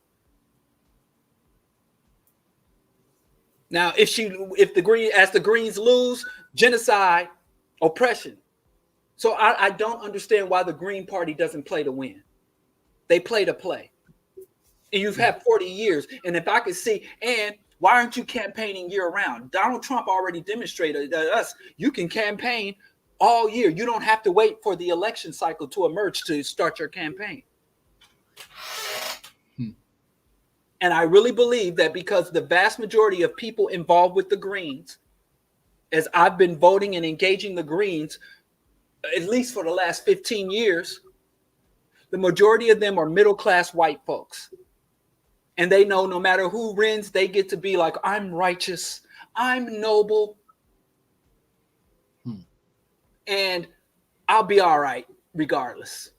I might have some frustration about how things go with the country, but my children are not going to be shot dead by the cops. My housing is not insecure. My student debts are paid. I didn't even incur debt to go to college. So I'm sick of good white folks. I want good white folks to develop some of those skills, tactics, and strategies of the bad white folks. I want to see some good white people employ the same sinister cunning as the bad white folks.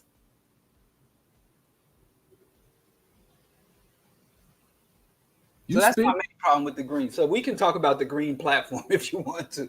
I think we hip to the Greens. What I will say though, the one thing that I thought, even when I heard, someone referenced it, the Breakfast Club interview, I thought it was really interesting that one could say the same thing about, national Democrats, right? Like when it comes to like dismantling systemic things and really engaging with the system in a way that upends it. They've had those opportunities and haven't done it either. So, I think it's, like really interesting, like you can say it, Diallo, because, but it's really weird when Democrats say it and it's like, what you doing though? Right. Like, going back to the conversation of why the good white folks keep letting the bad white folks win all the time. When they all come from the same stock, I assume they all have the same internal constitution, if not the same external purpose. Why can't we get no Rambos on our side? Where the fuck are the progressive Rambos or MacGyvers? Where the fuck are the white socialist MacGyvers or the white green MacGyvers? Yep. It can't be that every decent white person just lacks the fundamental abilities of all the other white folks. Yeah. But like I said, I fully embrace the Green Party platform. Mm-hmm. Almost flawless, number one. Number two, I vote locally for Greens all the time. Mm-hmm. Last congressional election, Scott Summers, I voted for him, not only because he was green, but he has the same name as Cyclops, the mutant, the leader of the X-Men. So double win for me. I vote Water Reclamation District. I'm not adverse to volunteering, cooperating, coordinating, and voting for Greens on a local level. I'm not voting for no motherfucking Greens on a national level again until I see them come back with a new tactics and strategies. When I see that they're not just there to foil Democratic candidates, but they're there to actually take power. Because it's real easy for Jill Stein to sit there knowing goddamn well she's going to lose like a motherfucker and promise us reparations. It's like you trying to court a woman. You tell a woman you just met in the club, you tell her, hey, baby, you know how I do, man. I make it things shine, blah, blah, blah. Once you got her, once you got a ring, once you put a ring on it and she asks you for a foot rub, you're going to be like, damn, I'm tired too. Where's my foot rub? But, you know, while you courting, trying to hook up, you tell her everything. So, yeah, right now, Jill Stein walked up on the black community in the club. She offered us a drink or two. But if Jill Stein took power and had to navigate a split Congress, had to navigate a conservative Supreme Court, had to engage with the Pentagon, FBI, CIA, ATF, DEA, big guns for pay. If she was sitting there, she's still going to be as receptive to black people's agenda when she finally take power? I don't believe so. And what tells me I don't believe so is that she is not working to take power. She's just content with being right. She's just content with being better. But she's not content with taking power. And why is every other white person in the world not only power hungry, but cunning when it comes to taking and securing power? All right, what's the next one? You got one or two more? Just one more. It was only three. But the next is the Party for Socialism and Liberation, who I'm voting for, which is a yeah, you there, you here, you're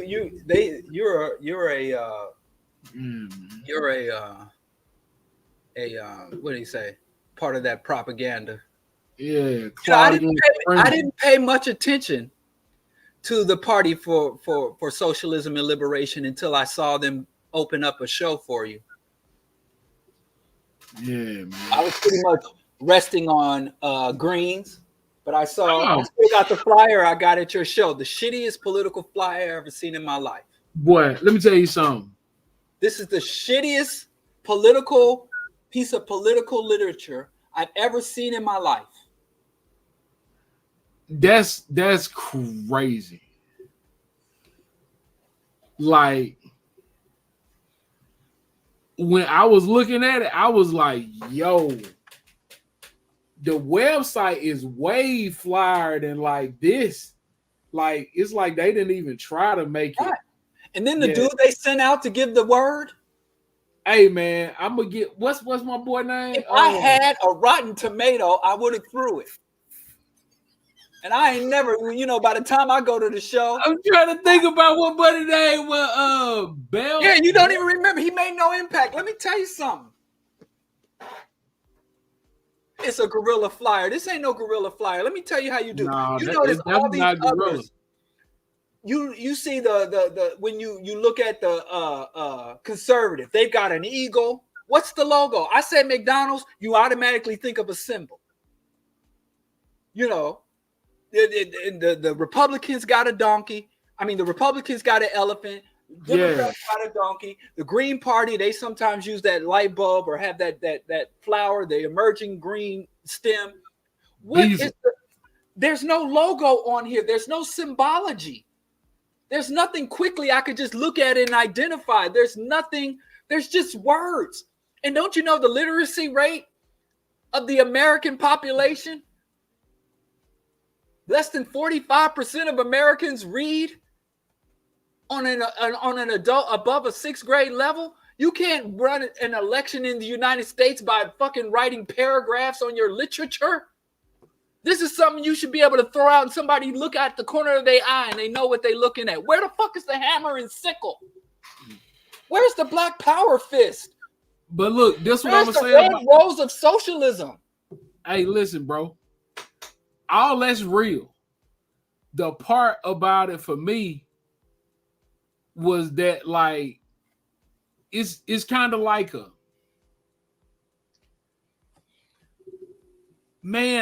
I don't want to say this in the way that it keeps sounding in my head, but it's like I don't know if we're having the right conversation, if that's the flyer that we giving out. Like, I can't get that flyer out at the barbershop and it gets seen, engaged with, and respected.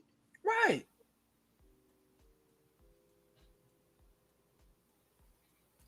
And look at this logo. Check this out. You want to get even more perturbed? Look at this. How I put that thing back up there? Oh, right here. Look at it. 2*24. Look at it. Somebody come look at this. Look at They this. definitely did that shit on Canva. Listen, we're not trying to be right. We trying to win.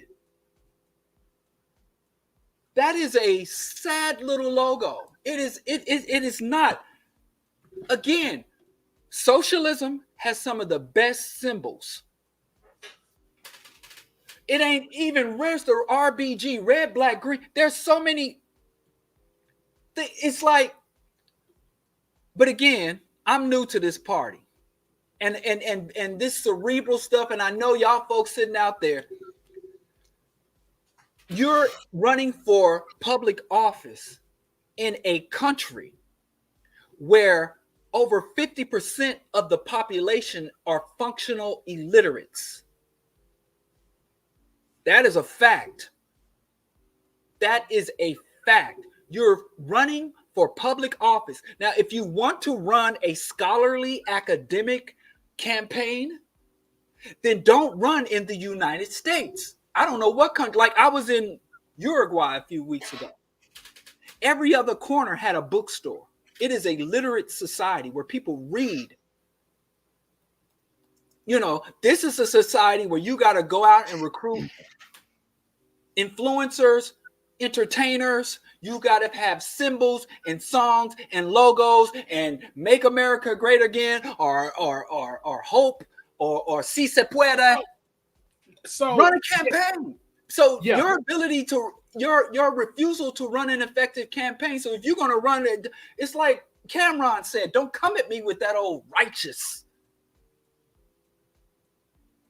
So today I was hanging out with my little brother, Coke, and Coke was like, you know, we were making fun of a guy that was on TV. And he was like, but look, then what you got to remember, Skip, you got to recognize that if you're going to be out there, you got to wear the uniform. If you're going to play football, you got to wear shoulder pads and helmet. And if you're running for office, you have to conduct business the way that business is conducted. And I don't think that's an unfair statement, you know, to make. So yeah, I mean, I get it. Do politics. And lastly, I think it's really interesting because so many people would relate to what they're talking about.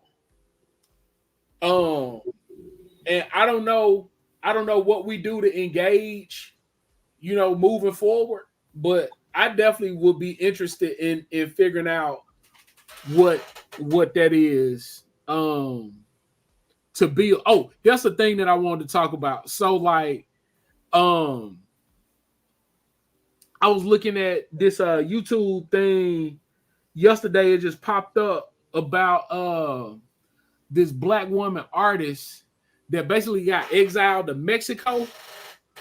I sent you the link. Like this is old. Like she out there with Frida Kahlo and like hanging out with them, right?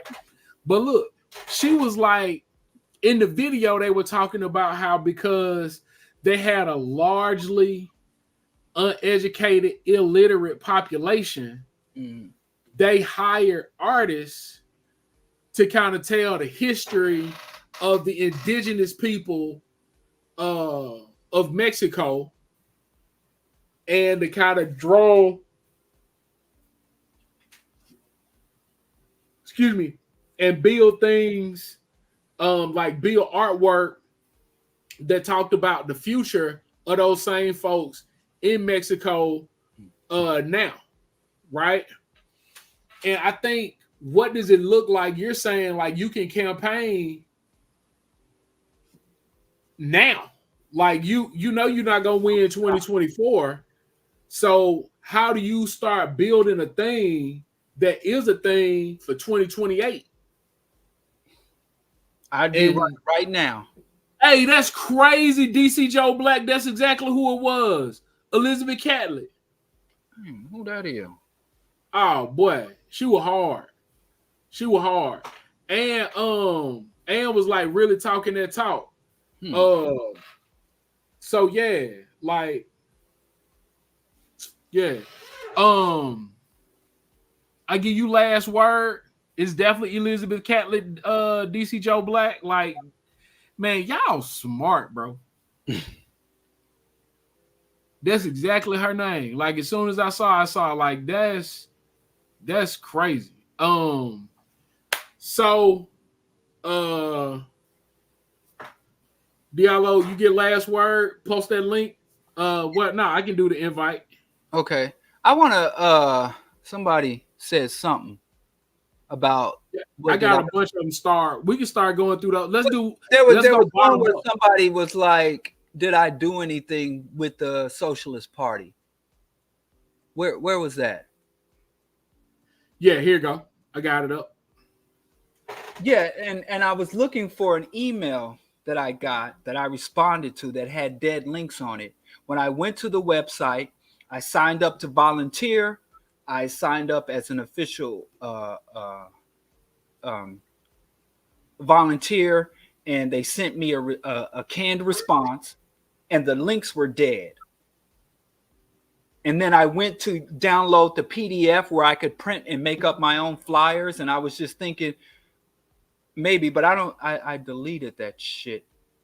Now I'm in my trash folder. But anyway, yes, the answer is yes. I went to their official website and signed up not only as a member of the PSL party, I also said that I am available to canvass and volunteer for the party.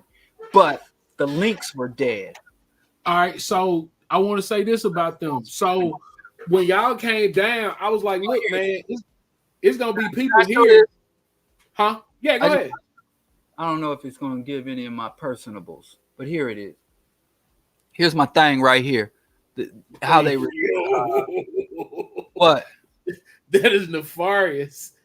what Like, what relax, bro. Like this is you. when I went to their website and I said I'm ready to sign up and woo woo woo, and I went to their digital campaign materials to download, and I went to their of course I was already on their Twitter and their campaign updates, but they just sent me this canned response, thank you, after I went, so yes, I have gone on and I'm ready to hit the streets to advocate and campaign for Claudia and Karina 2024. I do support them. I will be voting for them. I will Yep. be advocating for them. But listen, I stand by what I said. They need to start doing U.S. politics. You're not running for the president of the intellectual, scholarly, rational society. You're running for election in a racist, irrational, media driven, short attention span, low reading comprehension system. And if you're trying to win, I don't Yeah. care about being right is not as relevant as winning. And I said it. And this the other piece that I add. Like I thought it was cool that they said Beazle out. I think when I reached out to him, it was like, look, it's gonna be people here. This is going to be a thing. Y'all really need to engage to start building a network. You know what I'm saying? And I Right. think that's what we have to figure out. Like, if we gonna run, how do we run for 12 years? Yeah. And I don't believe in protest candidates or protest campaigns. I've Yeah, worked on a number of political campaigns for school board, city council, I even worked on a mayoral campaign. And all the work I did, it was to win that motherfucker. And I don't mind being an underdog and I don't mind taking an L, but I do mind not employing every strategy and tactic available to us in order to win.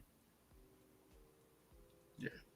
You know, I don't It's want it's to it's not fair. be Like, right. it's a I waste of want our to be time, and it's not taking our condition seriously. right.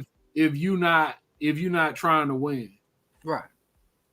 And what there was a great saying about winning and you know I don't mind losing as long as I know, I did everything within my ability to win. So anyway, we're opening up for questions, comments, criticisms. Uh, I think next time we're on, we're going to talk about the two major parties and what to expect if one versus the other take power.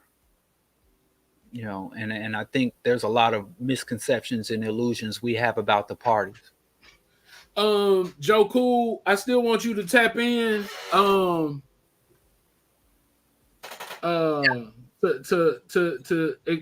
really clarify your question. But one of the things that I think was really interesting, I definitely did this. Large employers of black people, of government, bureaucratic jobs, city, council, state, federal. Yeah. One of the things that frustrates me so much about the Congressional Black Caucus is when Donald Trump and George Bush even were really attacking the Postal Service, how they were not standing up and raising all types of hell, because that is the way that so many black people got out the ghetto, getting those good jobs, those good federal jobs, becoming mailmen. So yeah, I definitely think that's a you got a good eye. We see that very similar. But you know who did stand up for the post office? Who's that? The Congressional Progressive Caucus. I don't got nothing for the Black Caucus. Yeah. They're embarrassed. I think we need to look at the Progressive Caucus, because the Black Caucus is they support reparations. Beyond that, they trash. Here we go. I think Sebastian was trying to be mean to me. White people not giving up racism is about as baffling as a rationalist not giving up religion. In the words of Black Dynamite, when your revolution jump off, I'll be right there in the front showing you how it's done. My man Quentin, do you dig in? Of course, in this new thing that's not for, I'm gonna be honest with y'all, this new thing I'm working on is not for y'all, but it's gonna have some language in there that y'all can get. Hal Cone, that's my guy, crossing the lynching tree. Fuck with Hal Cone heavy. I think this is a good one. If the Bible existed pre-slavery out of Africa, for example, it has very least been chopped and screwed in Greek and English. And I thought that was hilarious that you said the Bible was chopped and screwed. I just thought that was hilarious. That's a good line, but the Bible does not predate Africa. And here's the thing. No, it can't. No, I don't think that's what the question asked. No, I agree. Yeah. But here's the thing about the Bible being chopped and screwed. You can't believe in the Bible and then assert, because fundamental to being a biblical Christian is to accept that the Bible is divinely inspired. So even if it is chopped and screwed, those who work on the Bible, and that the God would not allow for the Bible to be distorted, because it is his holy word. So you can't say, well, I'm a Christian, but man has corrupted the Bible. Then you've just violated a fundamental tenet of Christianity if you assert or accept that man or anyone was able to corrupt or manipulate the Bible or the word of God.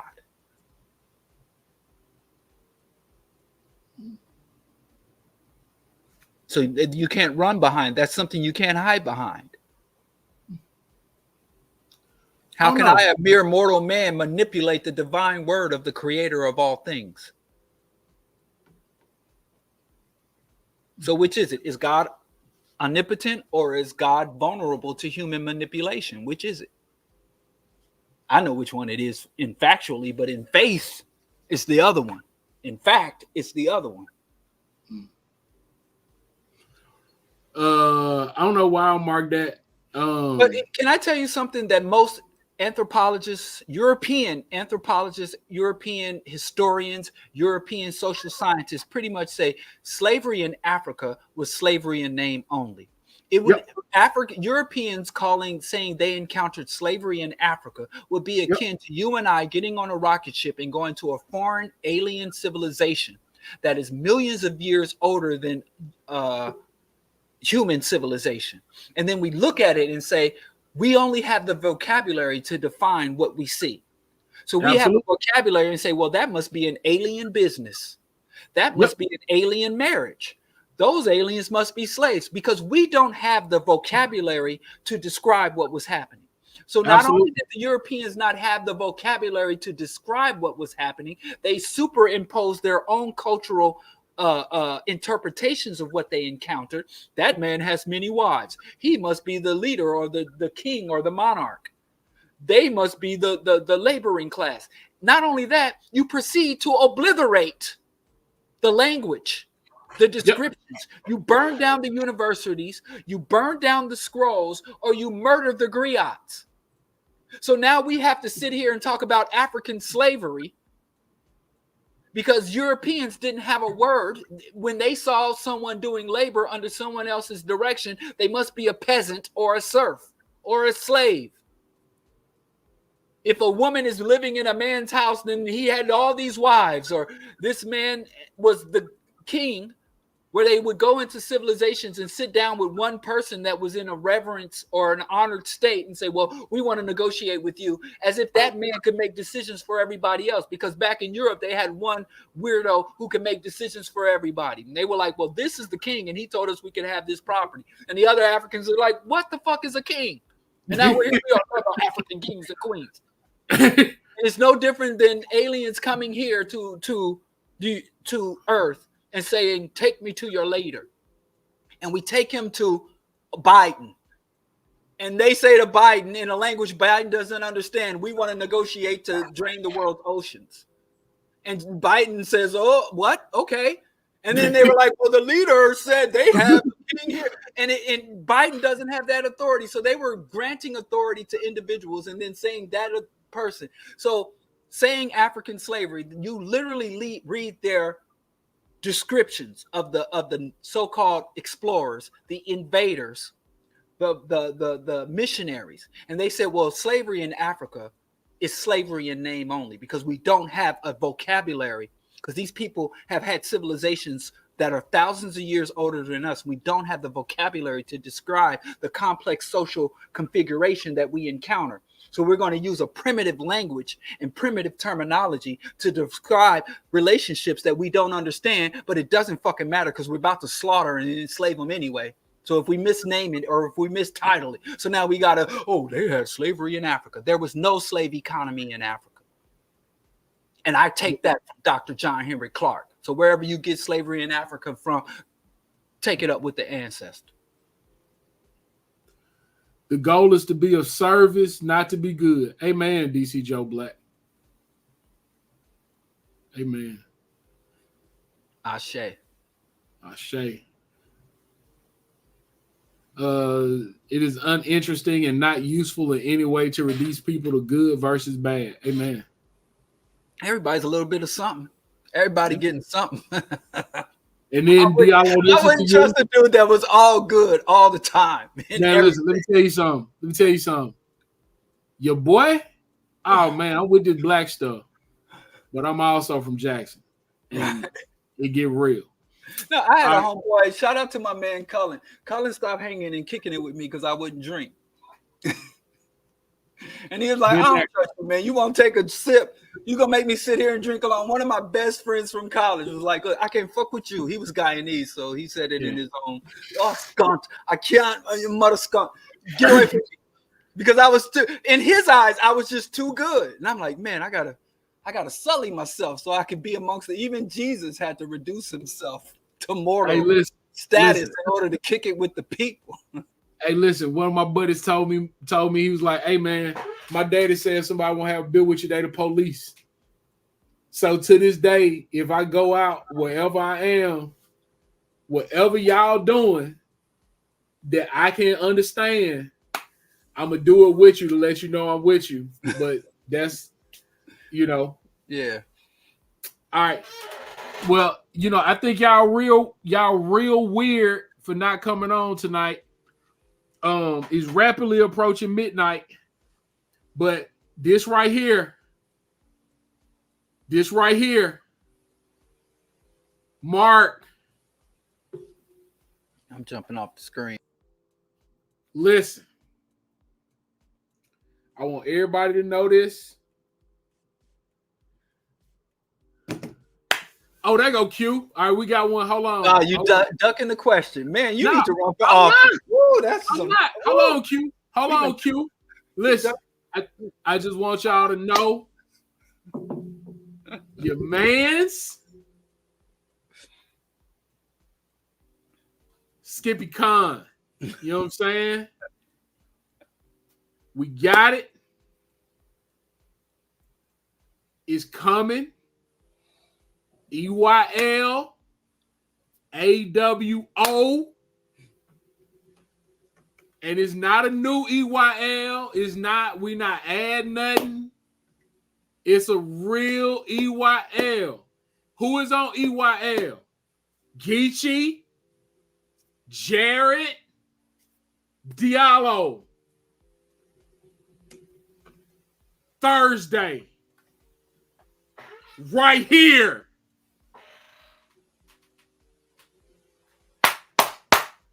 Thursday. EYL. Finger guns.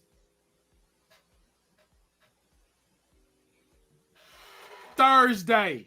You ever see that viral video Which one? with Craig Mack and Biggie Smalls and P. Diddy? And That's what you gotta pull it up and you gotta play it on the way out. Hold on, no. What you gotta do, put it in the private chat so you won't mess this up. EYL Thursday, 7:00. EYL. I just shared it with you. Thursday. I'm Craig Mack right now, but let's do it. Hold on. All right, here we go. Hey, I put it in the private chat. Do that. Put it in the private chat. Don't mess this up. Don't mess this up. You got to watch that. You puppy. What up, Q? Mack. What's up, y'all? What up, African? How you feeling? I'm doing all right. How about y'all? Q9. Are we going to get a Q drop? You said a Q drop? Yeah. What you mean? This ain't the Q from QAnon? Nah. When is that Q going to call in? Is QAnon still a thing? Yeah. Damn. I don't even know what that is. But I just had a question. Diallo, I'm not too sure if Geechee might have sent this to you. It's a podcast. It's called A Marxist Perspective on Elections by August Nimps. And he's pretty much just talking about there needs to be a united front with the left as far as establishing like a workers' party and kind of just running on the basis of we're in it. Even if we do lose, at least we know like who is all in for what we have going. And then I was watching this video where it was talking about, it was breaking down pretty much how the middle class ended up supporting Nazi Germany, and kind of that being a result of the fact of like small business owners, how they were atomized and kind of isolated from kind of like community. Like, so they're opposed to big business, but they're also opposed to big labor, like labor unions, communism, all this. And he was kind of making the parallel of that in regards to Trump supporters. But he also concluded with that the small middle, the low middle class and the working class can be able to unite behind universal basic income, because, you know, the small middle class has its vulnerabilities. And of course, the working middle class has its vulnerabilities. And I was wondering if that could be, do you see like utility in that? Nope. Like, you said no? Nah, absolutely not. It's been tried. It's absolutely failed. It's absolutely failed. Workers, the status of being a worker, and I've had this discussion with communists and socialists. Like I said, I have great affinity for the white left. The white left are some good folks. Because if I was born a heterosexual white man, I don't know if I'd probably be. I'd be, skiing the Swiss Alps and eating casserole. I don't know, because if you white and you got and the system is white, I don't know if black people were all powerful and oppressing the world. I don't know if I'd be part of the opposition of the black world domination. So, bless the heart. I think we need to give props to the white left, the real white left, not white liberals, but the white left.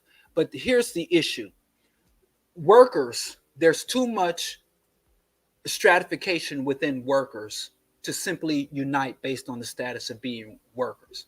There are racist, there are nationalist, there are fascist workers. So simply being in the status of workers is not a significant or appropriate rally point. The capitalists have also made concessions amongst the workers to create hierarchies within the workers. So you have some workers that have benefits, insurance, living wages. So amongst the workers, there have been certain stratifications within the workers.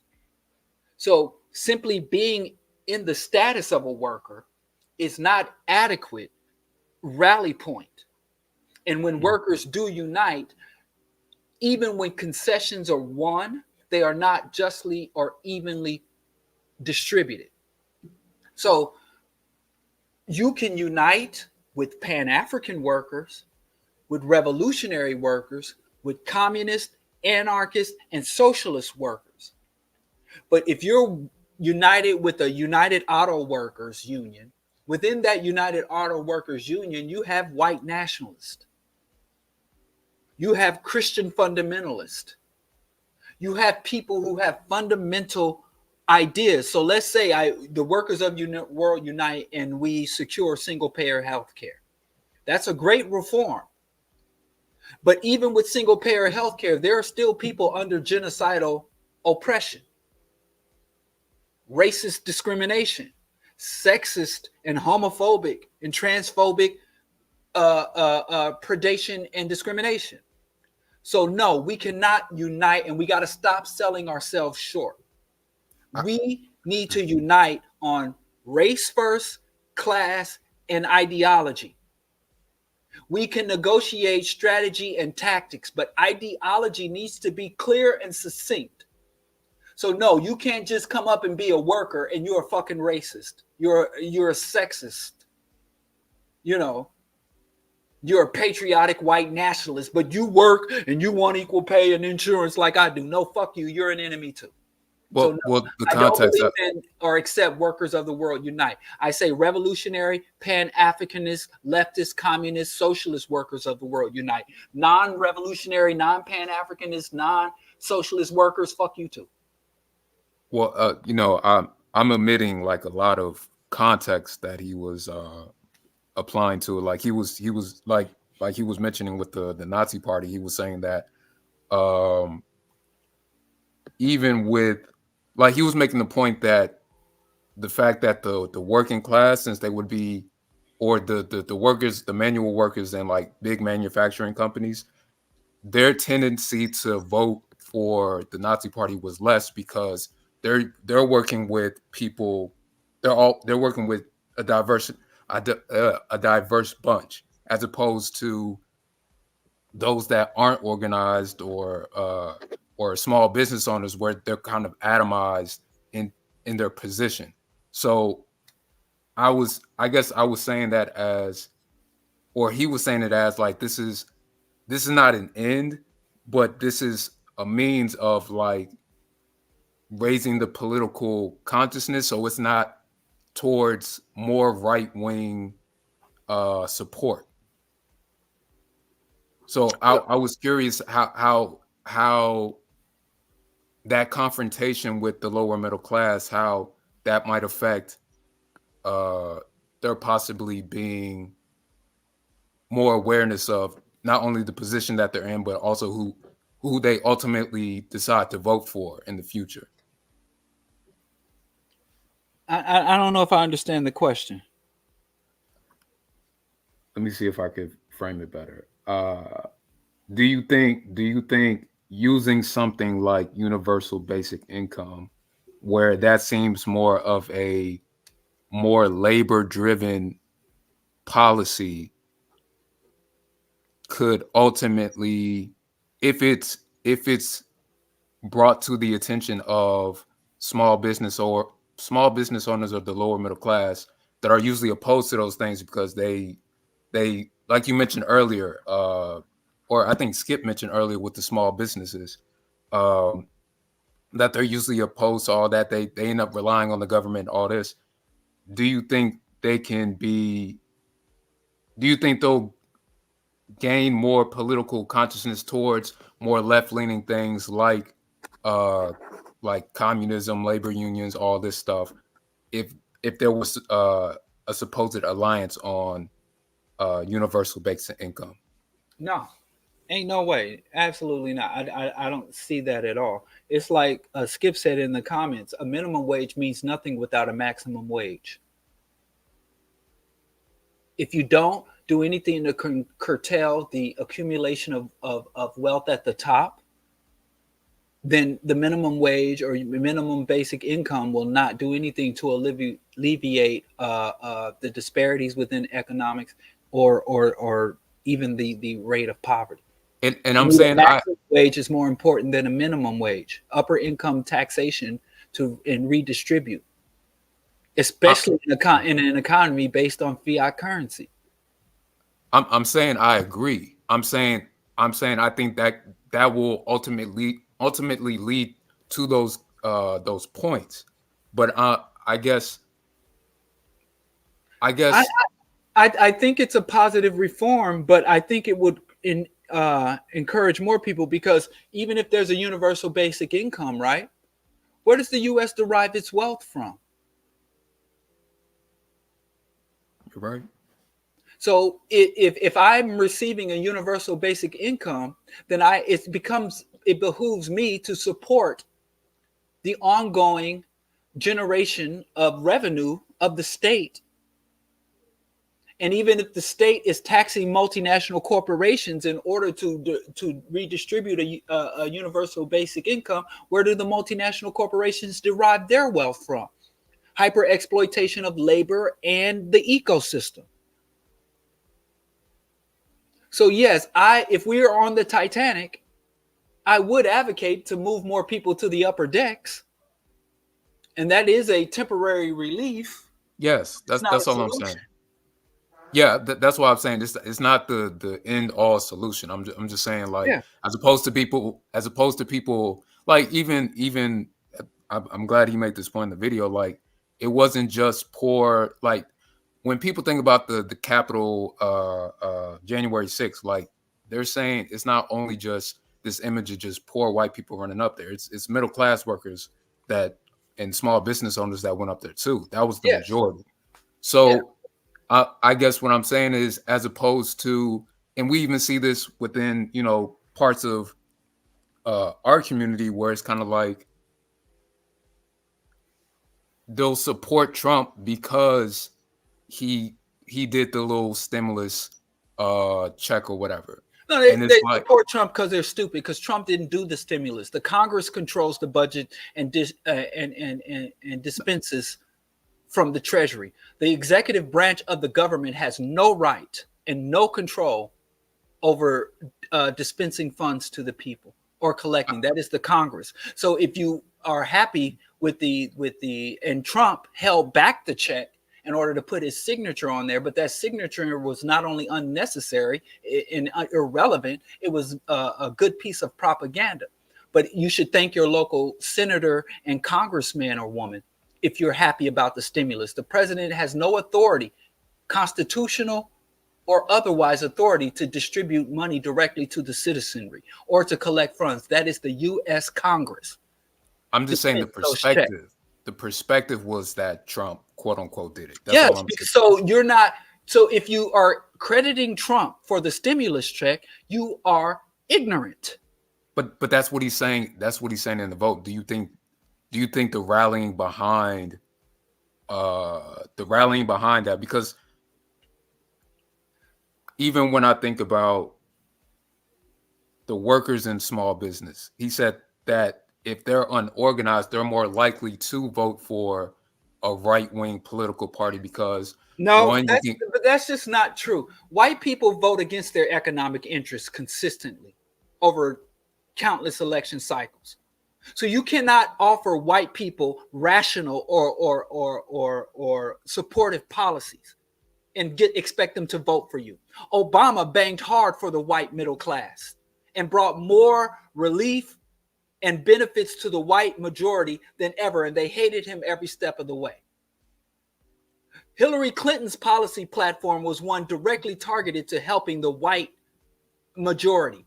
And she had even promised to bring conservatives and Republicans and right-wing reactionaries and put them on her cabinet. Hillary Clinton would have served the white majority much better than Trump. White people vote in favor of their their racial illusions. They vote against their class interest.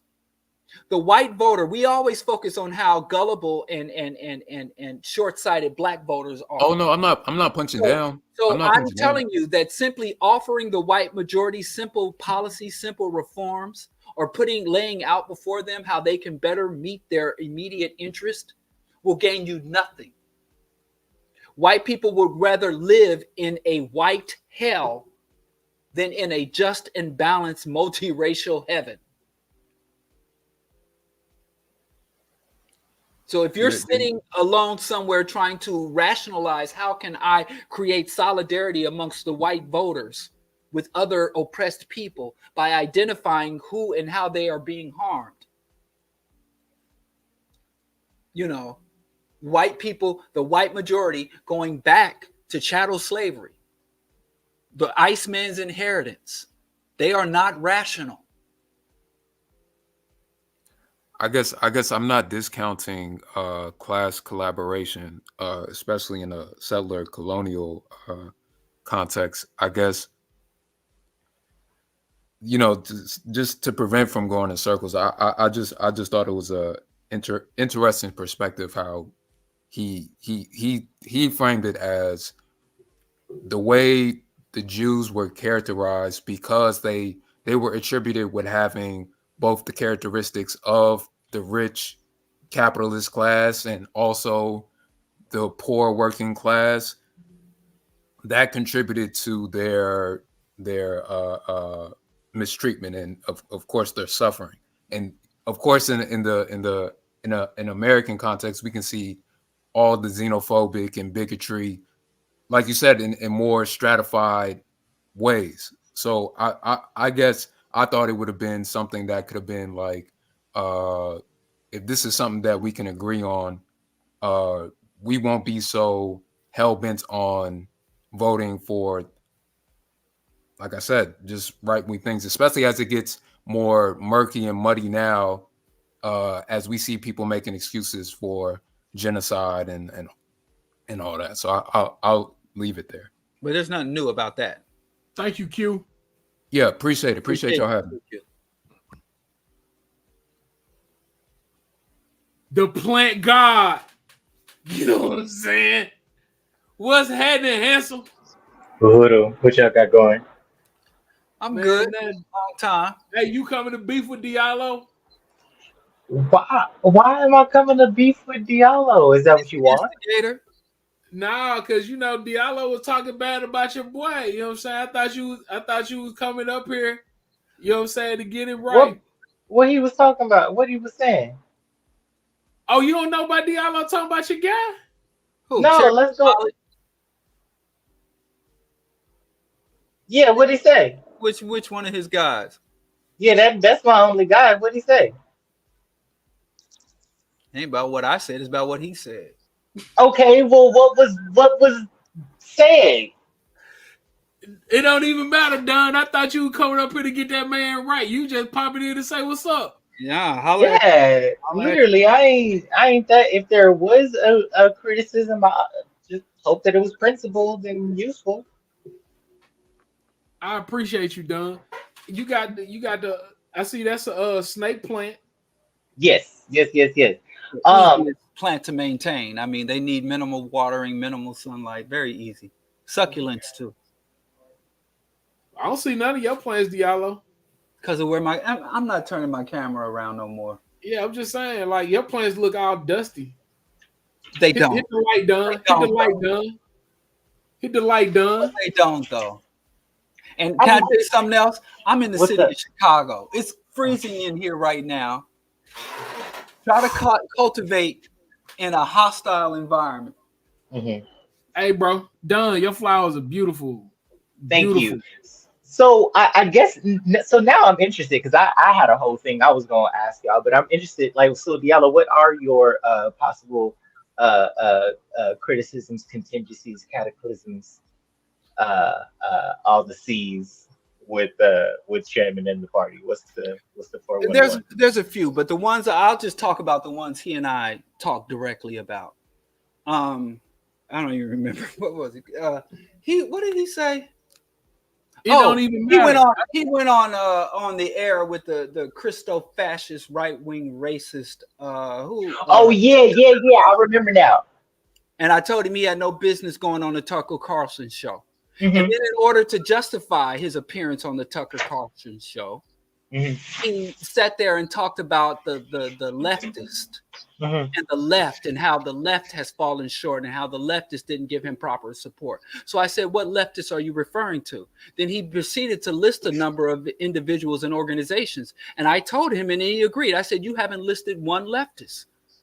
And I said, you're also promoting the fallacy that Democrats and a lot of mainstream status quo liberals are left, are a part of the left when they aren't. He said, I agree. I said, so are you willing to name these nameless, faceless leftists that you're referring to that have not stood on business? And he said, no, he wouldn't. So he refused.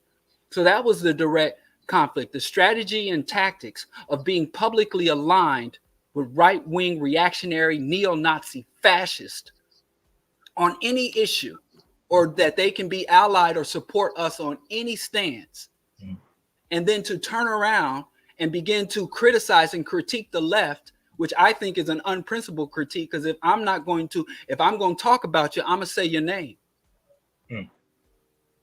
Unless saying your name could expose you to some type of danger or threat, I wouldn't say your name. But if saying your name is going to protect a larger community from being fooled or manipulated or misguided by you, I'm going to say your name.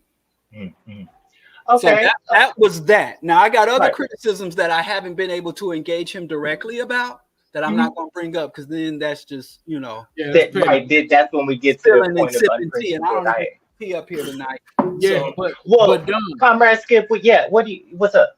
This all I wanted to say. I thought you were coming here to address that, Mhm. and the fact that you weren't oh, makes you just popping up even better. Because I can I say thought one more thing though? no, What's up? What's up? no, because Yeah, please. y'all getting along good. Okay. I'm just curious. I promise to maintain the current energy. I'm feeling great. Feeling good. Feeling great. I disagree with those people who said that I had no right to question or challenging him the way that Oh, I did, because he is a leader and an elder. I think anyone who holds a leadership position, despite how long they've been in that position or the good things they've done in that position, no one should be above critique and criticism, because you mhm. move from being an organization to a cult if you Yes. have leadership that cannot be critiqued or challenged or questioned.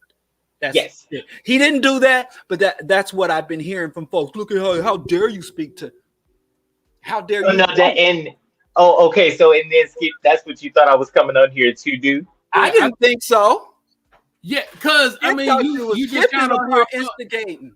How am I instigating when I was like, done, you gonna let him have it? That was like, Well, you caught because like I mean, and I'm not gonna lie. Initially, when I did, because I remember seeing that right, because it was literally I think I was in Orlando, in Florida when that aired, and I definitely remember being a little perturbed by it. But then again, like I was too neck deep in the action, right, and organizing, on the ground organizing that was just like I was just glad, right, that he was finally on both never mind. All of the my favorite morning shows, if you will.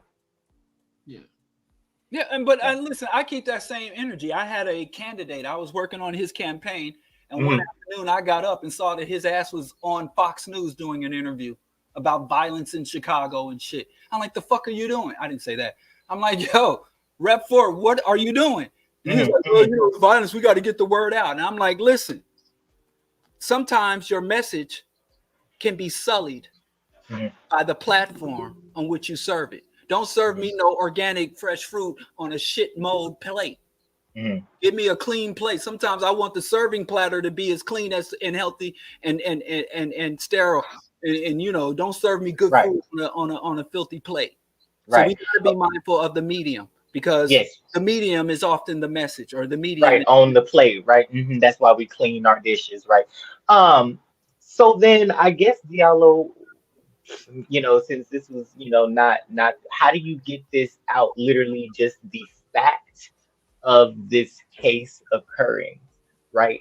What then is the principled way to get this out to everyone without perhaps uniting with everyone?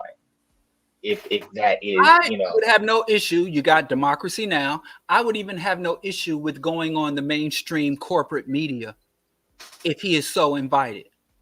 But Tucker Carlson cannot be the loosest, most generous definition of a journalist. So any journalistic outlet, hell, if he did an interview with the New York Times, and the New York Times is garbage. But when you go on the platform of someone who is nothing but 100% a right-wing reactionary propagandist, you're not there to get your message out. You're there to give legitimacy to that individual and what they stand for. So that's a no-no. And that's just, to me, it was a poor tactic and strategy. Now, I could be wrong. Maybe it was an effective strategy. But judging how the chairman responded to me, he didn't really have a reasonable or rational argument as to why or how that was effective. And we can go all the way back. A lot of times these racists have no qualms with using black folks to advance its agenda. You really think Tucker Carlson has no commitment to the truth? He has no journalistic integrity. He has no interest in supporting any issue, black individual or black collective cause.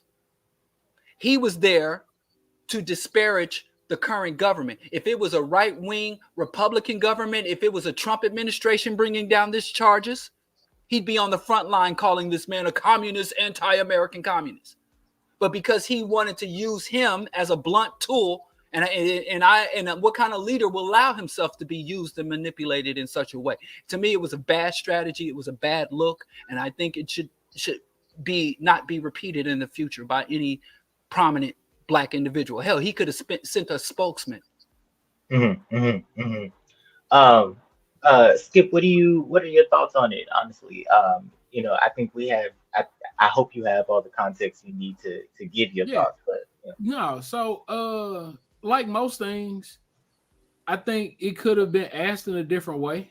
I think Diallo has a reputation that even when he isn't doing a thing, he gets accused of it. And I think people were responding more to Diallo than to what happened.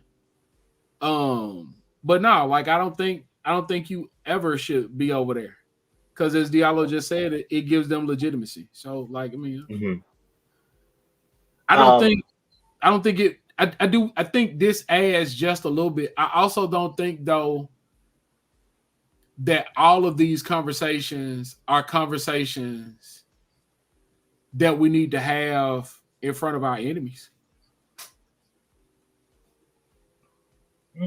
Yeah, so on the side, maybe I did I wrote an essay and I did a radio broadcast saying that white privilege was a myth. And then I did an interview with a hard lens media. And I had gotten contacted by several white wing groups, white wing media outlets, because they wanted a black person who was denouncing or saying that white privilege wasn't real. And because a lot of conservatives are fucking stupid, They didn't even bother to look into my argument. All they knew was there was a guy who was on the public airways in Chicago who's saying white privilege. So they thought I was on some Candace Owens shit. So I could have gone on, I forgot, Rebel Media, but I did do an interview with Hard Lens Media but when these white media outlet contacted me, the first thing I do is go and look at their track record, their ideological stance.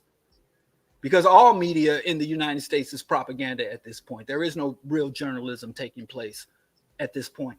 But I did go on the channels that I could define as being more centrist or leftist. I rejected all of the right-wing media outlets. I don't want my name or my face showing up to any fucking Nazis. And if I know you a Nazi, and if I find out you're a Nazi after I sat across from you, I'm going to denounce you immediately. I'm not going to go on a media trying to justify sitting across from a Nazi and then denouncing the left, denouncing my so-called allies, and attack the left and justify breaking bread with the right. Where they do that?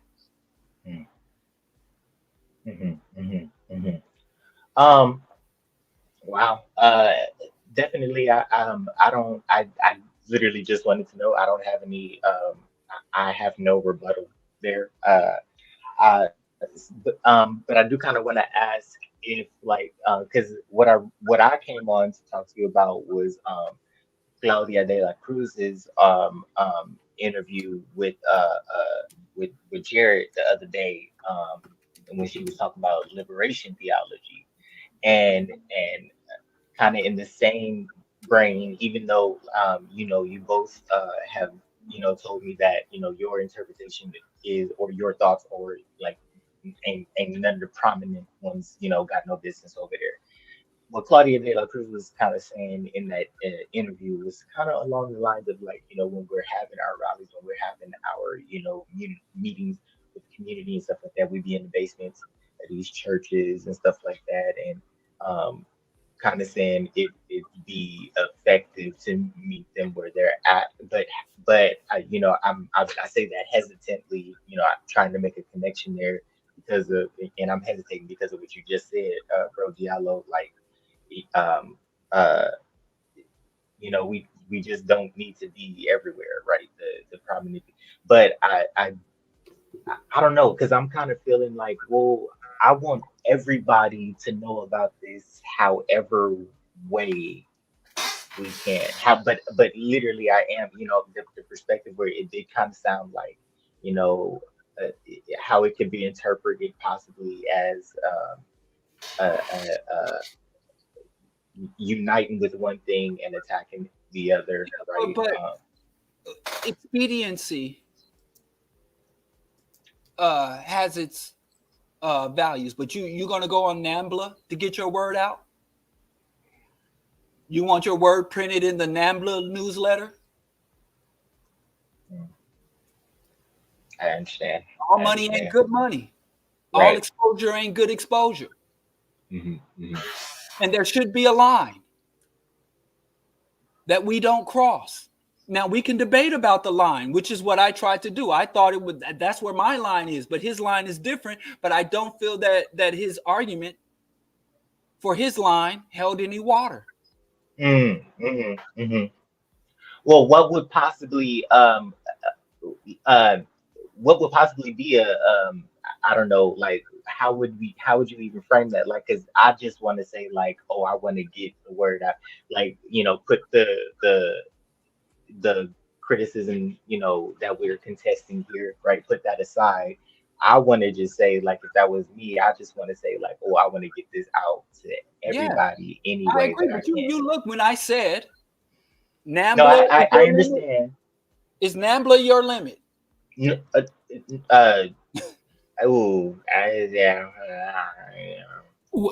Well, here's a piece. I know y'all are having a bigger conversation, but one of the things that I think is important to acknowledge is that, I think Diallo said that the medium can become the message.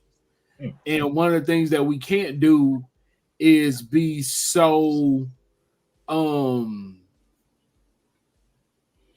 excited about being told we're pretty or having our issues highlighted by our enemy that we validate our enemy. Like one of the things, and I hope this doesn't come off as like me trying to make it about me, but one of the things that like we can't do is in a very small sense, we can't be so excited that people want to hear the music that we go on to platforms that we've been critical of. Like you just don't get to do both of those things, right? Like we can't believe that the mediums are racist, oppressive, and bad, while being like, well, now we got to get over there because this is where the people are. Well, I think we should do a better job of trying to figure out how to get the people's eyes from there to wherever we want it to be. Because if they stay looking at that, they've surrounded them. What is the value of me for 7 minutes when they've given out 907 minutes of the wrong thing? Right. Like my presence isn't gonna undo that bad thing. And I think this is where it gets weird. My absence might not do it either, but my presence often gives it a little bit more validity, because now my folks gonna tune in to be like, oh, well, we want to see him over there. Okay. Can I say one more thing? Please. At least if you're gonna go over there to get your message out, you can't say you racist motherfucker. Oh, you can't open or close with that. It's like, well, thank you for that opportunity to come on your fucking racist, not neo-Nazi, Christian, fascist platform to get my message out. And I hope you have a bad evening, you racist piece of shit. Fuck you. I mean, let it be known. Oh my goodness. Oh, I unite with that. I unite with that, bro. But that conversation looked cordial as fuck. I mean, I got to go rewatch it.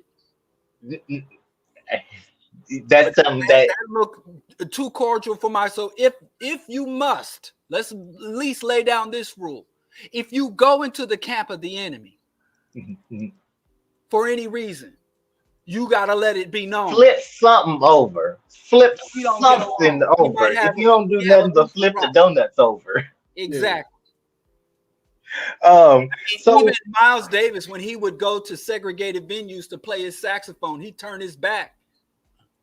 I mean, he went there to get the check, but he would turn his back to the audience and never face them and not do any type of bow or show any type of appreciation to the audience. And he come and do something.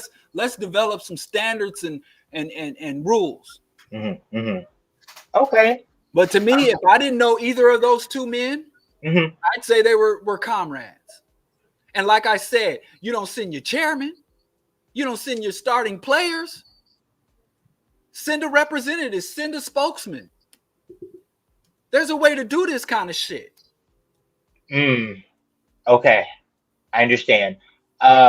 Okay, so sit across from somebody who ideologically, methodologically, politically stands against literally everything you stand for. And the only reason he got you on there is because he's trying to use you as a tool to throw shade at the current administration. And like I said, if the Bush administration, if the Trump administration had brought those same charges against him, he would have called that man everything but a child. He would have called the chairman everything but a child of God and fully supported and validated every unjust charge brought against the brother. You're playing yourself. Well, and I'm more disappointed than anything. Well, y'all please send them an email, and I hope that they can get into it deeper. Maybe I've moved on, and I'm not even because I think me and the chairman settled it in real time. It was settled, but then the DMs, it went down.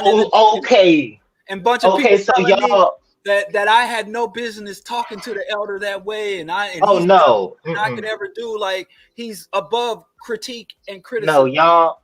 Y'all get He out of didn't say that. He didn't act as though no. he engaged with my position. Yes. He articulated his counter position. We had a disagreement and we moved on amicably.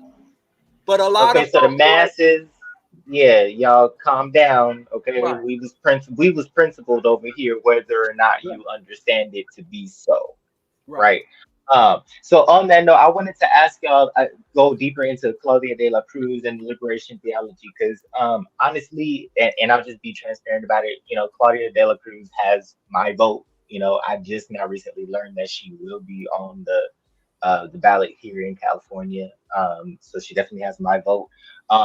But she specifically spoke about being, of course, a socialist candidate for U.S. president, but an ordained reverend. And she talked about the liberation theology and how it's a denomination of the United Church of Christ.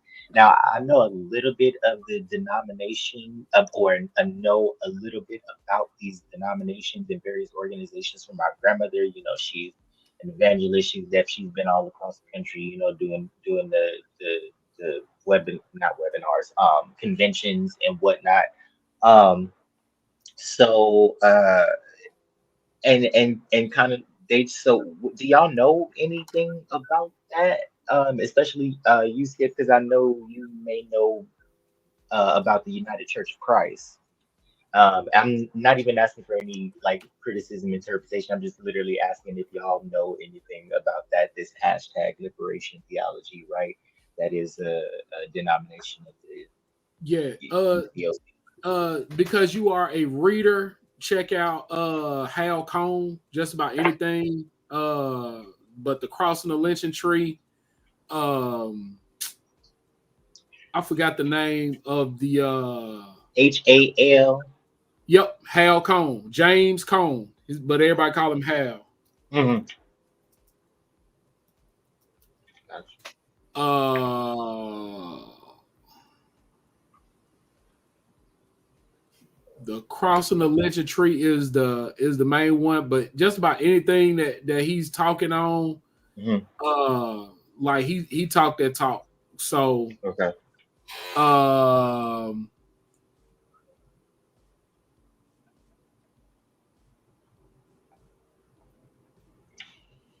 the crossing the lynching tree and Mm-hmm. black theology and black power. Okay. Okay. That was him. Yep. So and then bro Diallo, so what do you think about the usefulness of that, right? A church that is supposed to be led by socialists, atheists, right? With their hashtag, liberation theology. What are your I, thoughts? I still don't accept the concept of liberation theology. Um, it's like saying atheistic theology or meat eating vegan. And the fact that liberation theology exists, what is theology then? Mm, What is right. theology? If liberation theology not only exists, but it's something that needs to be spread and shared, what is theology? Mm, hmm. You know, to me, liberation theology is like humane abuse. Ooh. I think that theology is intrinsically oppressive, restrictive, binding. It gives uh, uh, um, gives divine or supernatural validation to some of humanity's worst impulses and Hmm. drives. Hmm. And to rebrand theology, to rework theology, requires considerably more energy than it takes to simply abandon it. Yes. So I think any true liberation theology should be about liberating humanity from theology. Any type of liberation theology that tries to rework or remobilize an oppressive institution to be liberating, why waste the energy and the effort? Hmm. Liberation theology is like ecological capitalism. Hmm. So there are so many comparisons. Hmm. So if I am part of something that has literally more than thousands of years of repression, oppression, abuse, validating everything from colonialism and slavery to genocide to sexism and patriarchy. And then I'm going to take this old entrenched institution and try to reform it. Mhm. How are you a revolutionary? And theology has been around longer than capitalism. It's been around longer than European imperialism and colonialism. You're going to take this old, giant, entrenched way of being and relating and understanding the world and make it something good. Why not just walk away? So the only true liberation theology is the liberation that separates and does away with and dismantles theology. That's a thesis. That's a And thesis right there. every established liberation theologist never had the support of the established church.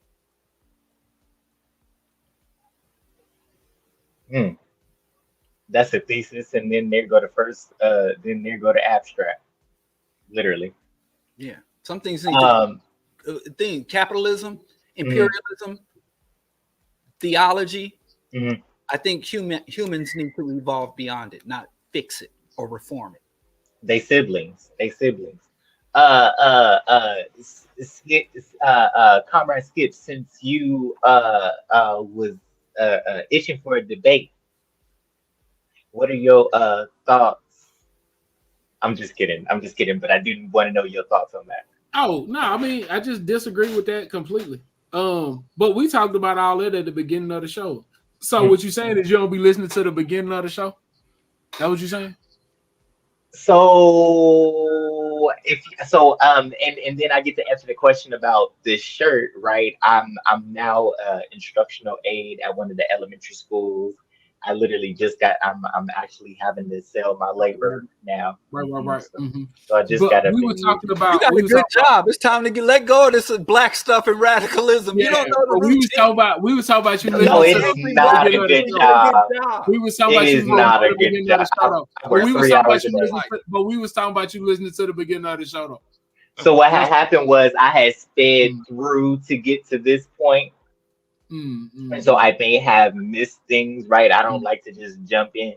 You know what I'm saying? I sped through, and then y'all was talking about some all of a sudden I heard on the other one, because when I speed watch to catch up, right, I have two windows open, the one that's going full through and then the one that's playing regular.